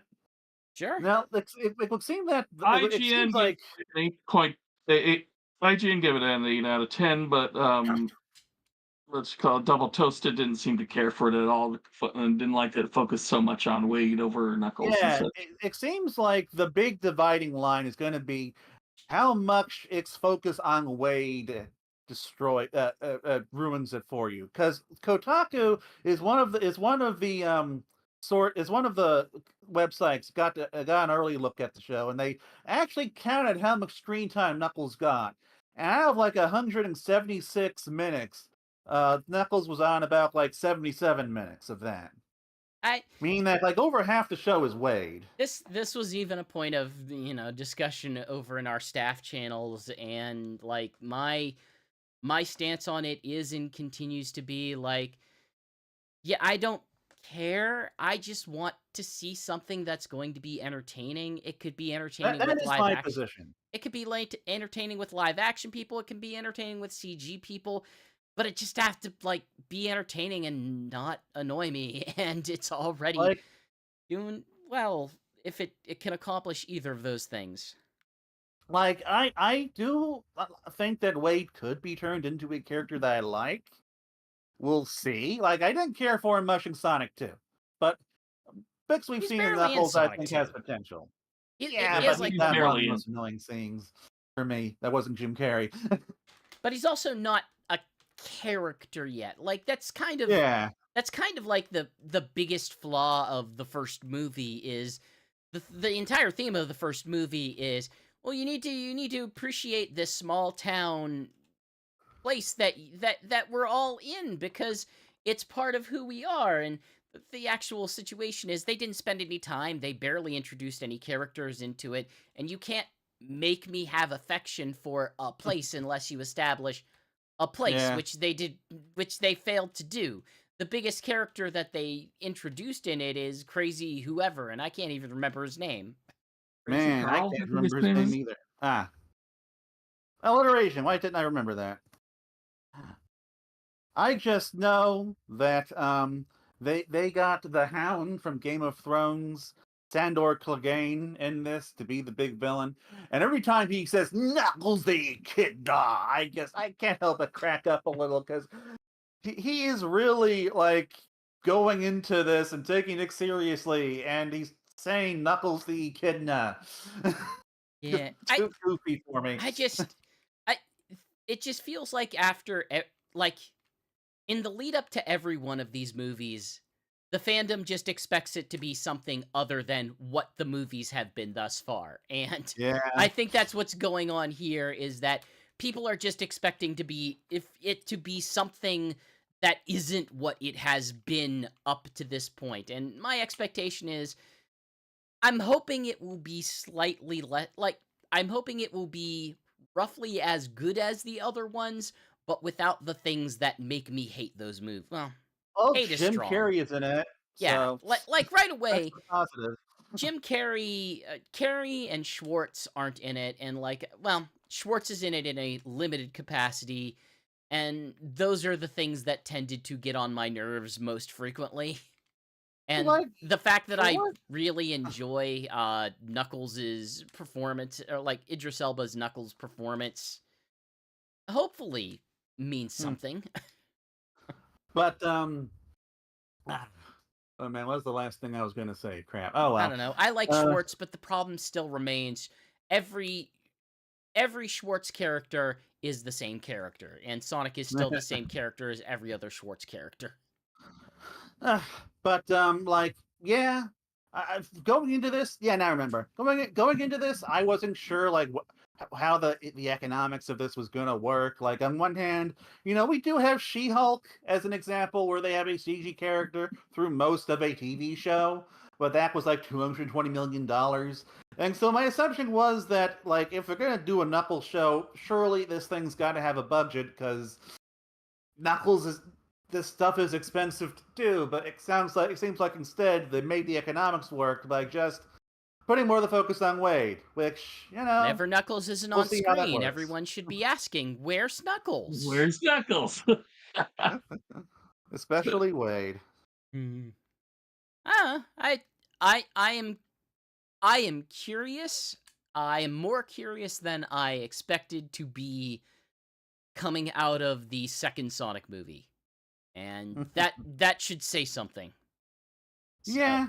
but also, I'm hoping that this impresses you enough that you're like, fine, I'll watch Sonic 3. oh, it absolutely won't. That movie's pre-release stuff is going to have to impress me on its own. No, that's a freestanding entity. It does not get goodwill from this series. Aw. But yeah, I Well, don't I'm know, gonna but keep working at it. but I still like Sonic Boom Knuckles, and apparently as a fan that still puts me in the minority, so I don't know why. I like He's Boom not the Knuckles. best one. he makes that show. There is no Sonic Boom without Knuckles. Well, there might be an Eggman, but without Knuckles and Eggman, there is no Sonic Boom. Maybe that's kind of the point, I guess, for some fans. Yeah. In any case, I think we're done. Yeah, let's call it. Yeah, looks like it's about it. I think you have something rather significant to plug, though. Okay, so we are in the midst of Knuckles Week to celebrate the release of the Knuckles TV show. And a bunch of staff members are doing stuff for it. GX, you are doing a Sega Sonic radio show. I am attempting to write 3 articles. I have already written one. I wrote up a Knuckles retrospective, which is very long. It is full of media. It goes over his comics, his shows, his games. I had to take some custom screenshots for this because they didn't exist on the internet for some reason. And but regardless, it took a lot of work. Took 2 days longer than it was supposed to, but it is up there. It is complete. If you ever wanted to just read through the history of Knuckles, see the evolution of his character and his appearances, and how Angel Island just kind of disappeared for a decade, outside of some spin-off material. Look, if there's any person on site who is better, there is no person on staff who is better equipped to spend a lot of time and a lot of effort and just have a lot of built-in knowledge base of this specific character. It is the one of us that is named Knuckles without the K. Yes, exactly. I didn't just pick this on a whim. I left the K off on a whim, but beyond that, I am a Knuckles fan, and I did actually kind of get reminded of a few things as I was going through it, because I've never completed Sonic Chronicles or Sonic Advance 2, so I wasn't aware of certain Knuckles elements that those games had, or in the case of Chronicles, I forgot. But regardless, this is a fairly comprehensive look at all of Knuckles. Not everything, not every single goddamn thing, because there are just some things that just don't matter.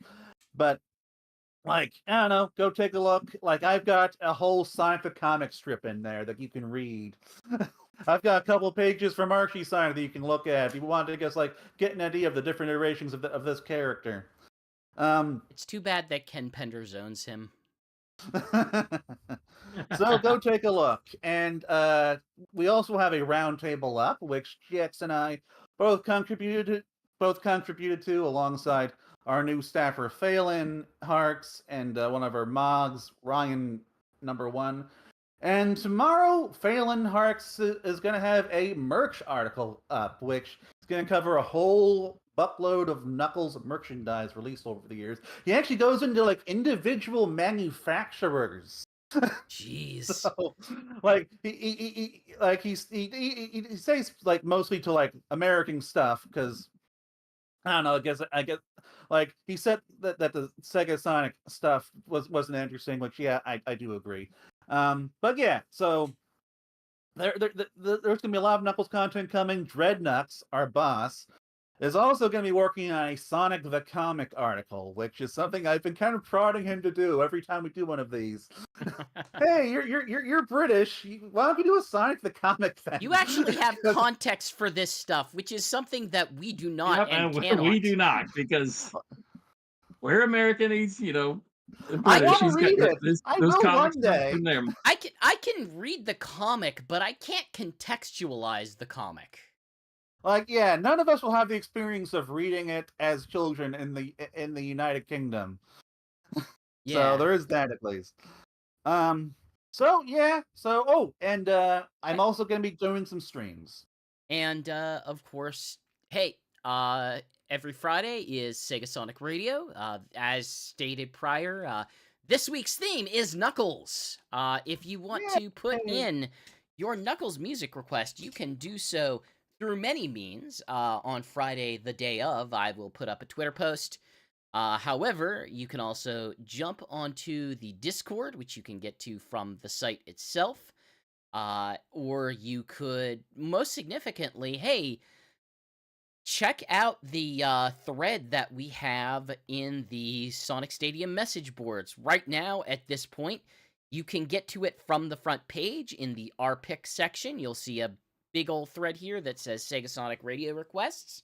You can jump in, pick a Knuckles-themed song to play on, to basically request for Friday, and then tune in then, and we got a new episode of Sega Sonic Radio.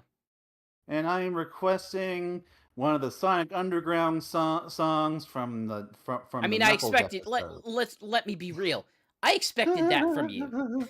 I fully expected No One Is an Island, because yes, I do remember which song it is, and yeah, so. Actually, there were 4 Knuckles episodes, so there are 4 Knuckles songs. There's a couple, but No One Is an Island is specifically the Knuckles song. Like, it is the one that is specifically about him. I was joking, but now I kind of want to do it. Oh, I expected you to. Like, I would have been shocked if you didn't. What I was going to do was suggest one of, like, his Sonic Adventure songs, because I've made my mission to make sure that you always have at least one vocal adventure era song in your Yeah, I have noticed that. I've been tempting to just start to ignore you, but that's not how I vibe with this show, so we'll see. Maybe someday I'll break and I'll be like, and yeah, Nuckles87 had a request. We're gonna ignore it and just move on to something that I picked. Yeah, you were very mean. Crush 40 is the bomb.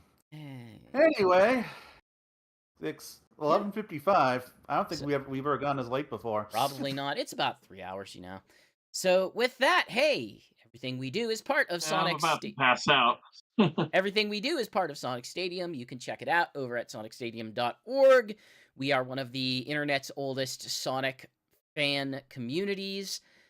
We got forums, we've got news, we've got a big old wiki that we have introduced new features for that I don't understand, but there's apparently a bounty board to put in wiki stuff that you can check out whatever that is on the site and hopefully understand it better than I do. So yeah, hey, thank you, Knuckles. Thank you, GX Echidna. Thank you, Shigs. Thank you. And peace. We are up, over, and gone. Catch you guys in probably a couple weeks after the Knuckles series is out for a specialized episode. I'd like to do a special podcast on the Knuckles series possibly next week if we have time. We will figure out a schedule, but we're not dedicating ourselves to a schedule quite yet. We want to give everyone a chance to actually watch the thing, which, it sounds like it's going to be in the realm of 3 hours, so movie length maybe. Which is much better than when we thought was 6 hours. So with that, peace all.